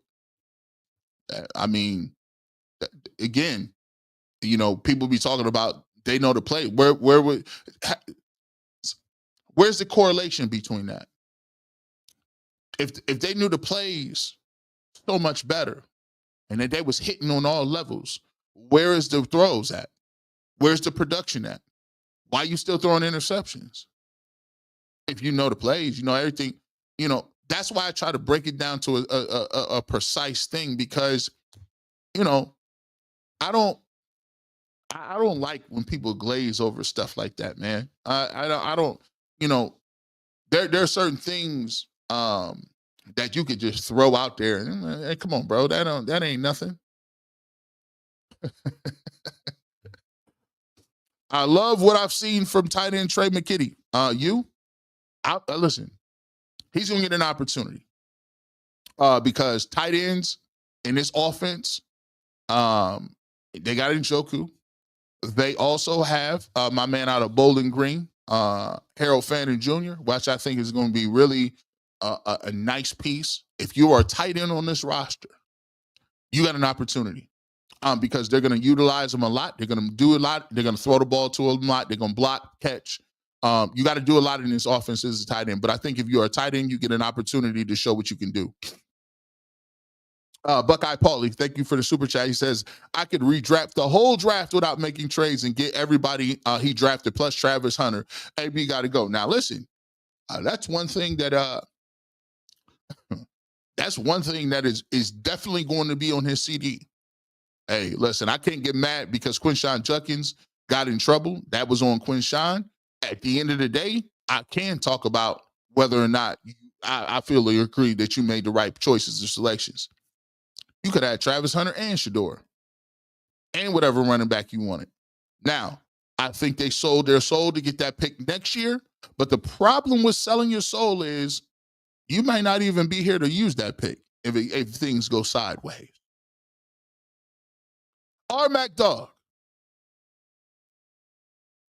G Bush, I really appreciate you calling out the Cleveland Reporters for their negative narratives in him site. I bet Barry wish he would have re-signed Chubb. I told you, listen. I said that look, it was rough. I mean, right now you're down to 2 running backs, and you don't know how I feel about Nick Chubb. I'm like, it's tough. I covered it. I'm like, man, look, under no circumstances is Nick Chubb not on the squad for me. Under no circumstances. He's on the roster. Listen, he on the roster. I think just from a character standpoint of who he is and what he means to the team and the city, he got to be on that roster.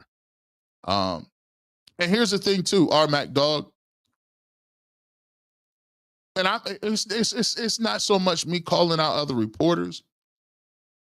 It's just more. It's more about me projecting my mentality and who I am and what I believe in, if that makes sense. I'm not going to always agree with everybody. I'm not going to always, see eye to eye with a lot of people who have opinion and they write, stories. They write from a perspective in which they see it. And a lot of people will think that, he's going at this person, he's going at this person, he's going at that person. Nah, I'm not going at nobody. I'm just projecting what I believe in. See, it ain't about them. It's about me. It's about what I believe and how I'm moving. And if that how I'm moving has people in a stir, that's on them. I'm just talking from my point of view and my standpoint. See, what I believe is I don't even gotta say your name. Listen, I'm at a point right now in my career, I don't need to say people's names because it really ain't about them. I want people that come enjoy the station and enjoy what I'm saying based on me. Based on they identify with what I'm saying. They believe in some of the things and the integrity that I try to put out there. And so I want those people. Like I said before, people think it was a joke. It ain't for everybody.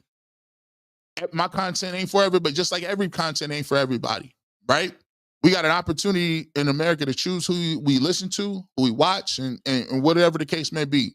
Everybody has something out there for them, right? When I was younger, I used to listen to a lot of different things. My music was different. I used to think about certain things differently. As I get older and as I evolve, I don't listen to everybody because everything ain't for me. It don't sit right in my spirit. Like it don't sit right with what my compass is.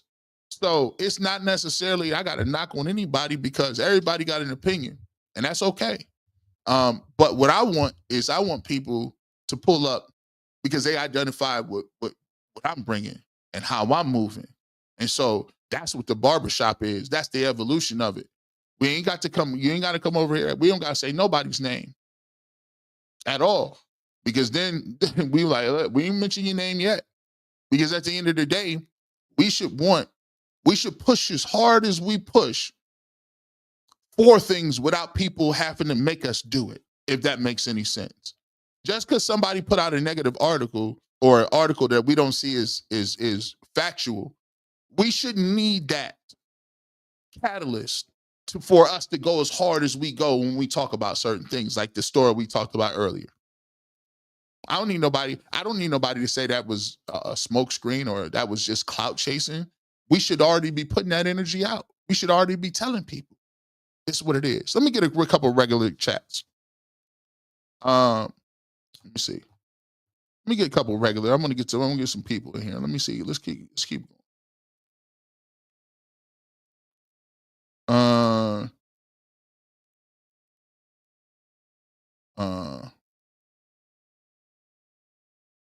Let's see.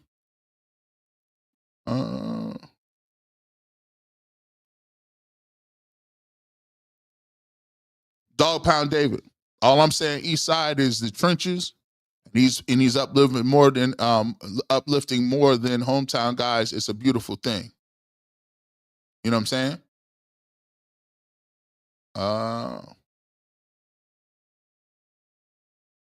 Marshawn Power says, shout out to Deshaun and Shedeur for tapping in with the hood.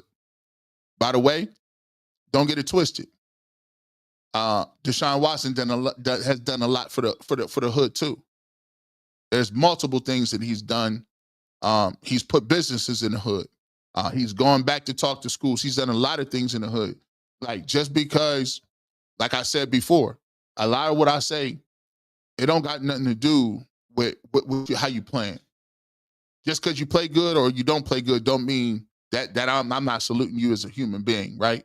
And at the end of the day, I like what you're doing in the hood. Shea Booze, Shea, is that Shea Boss? Or Shea Boosie? I like it. Either one. I like it. Love it. Keep it up, G Bush. All facts. Rick Thornton. Bush, you right. The community we can take care of 12 because that's what he's doing. It's an impact. People can't appreciate certain people, but can hate people on a daily. It's wild. See, Mike J, listen, this is why we say, look, you don't wait on nobody to give you no publicity. It ain't coming. Don't, if you stop, think about this. If you stop waiting for people to come raise your hand, you'll live a lot more peacefully. Because you'll start to expect that they're not gonna cover that. Why would they? Why would they do that?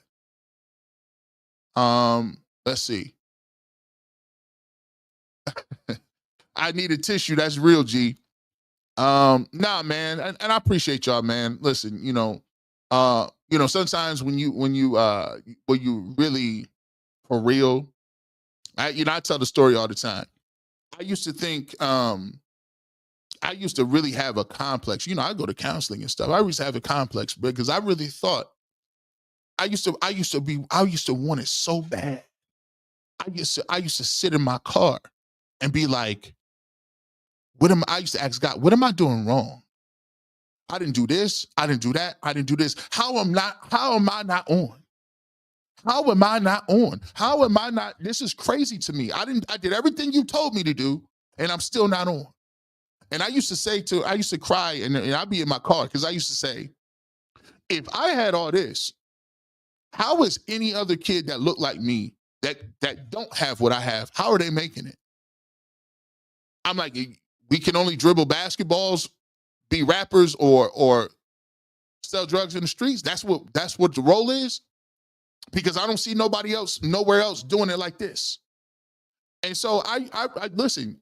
It's emotional because you feel that, like you feel that, like it's tough.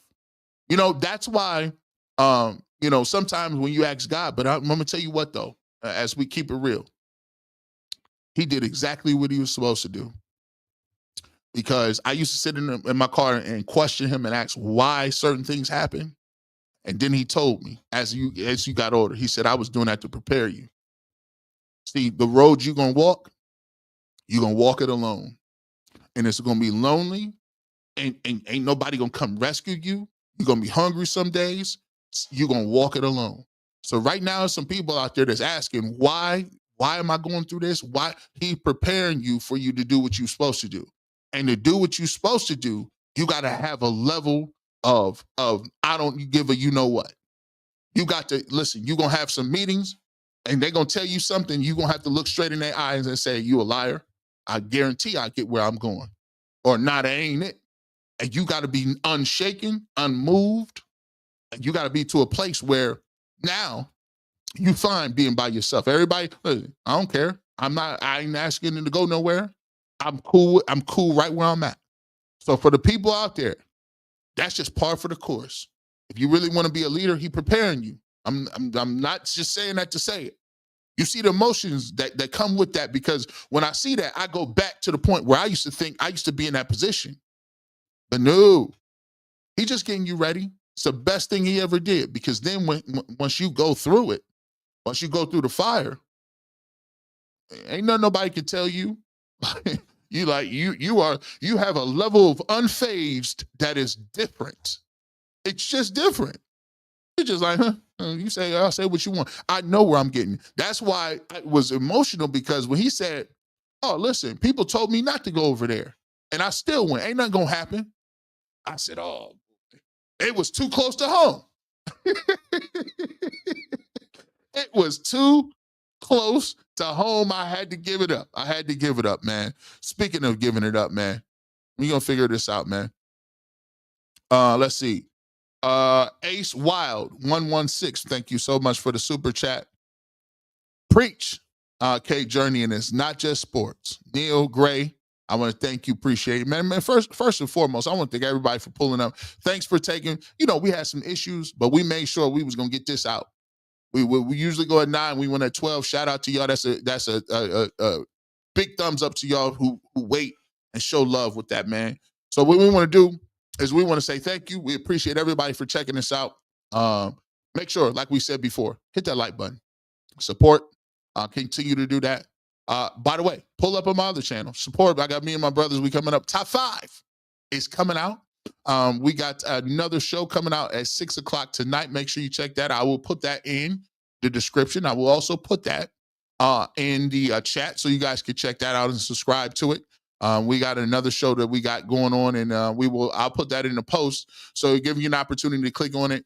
Give it a look, give it a watch. It's something that just me and my family doing, a family project, me and my 2 brothers talking about regular stuff. It's like sitting on the porch a little bit. So if you guys want to watch that, check it out. And I'll put that in the description. But we want to say thanks for everybody pulling up. 2,000 people in here, a bunch of comments. Hit that like button, hit the subscribe button. And as always, if you want the fresh cut on sports, you want the real, pull up to the barbershop. It's about sports, music, and good culture. But the best part about it is the people. So I want to thank everybody. Training camp is coming up. Keep it locked. We got a lot of updates coming. But if you want that fresh cut on sports, I keep the Clippers with me. Have a great, great afternoon. And as always, I always tell you, go Browns.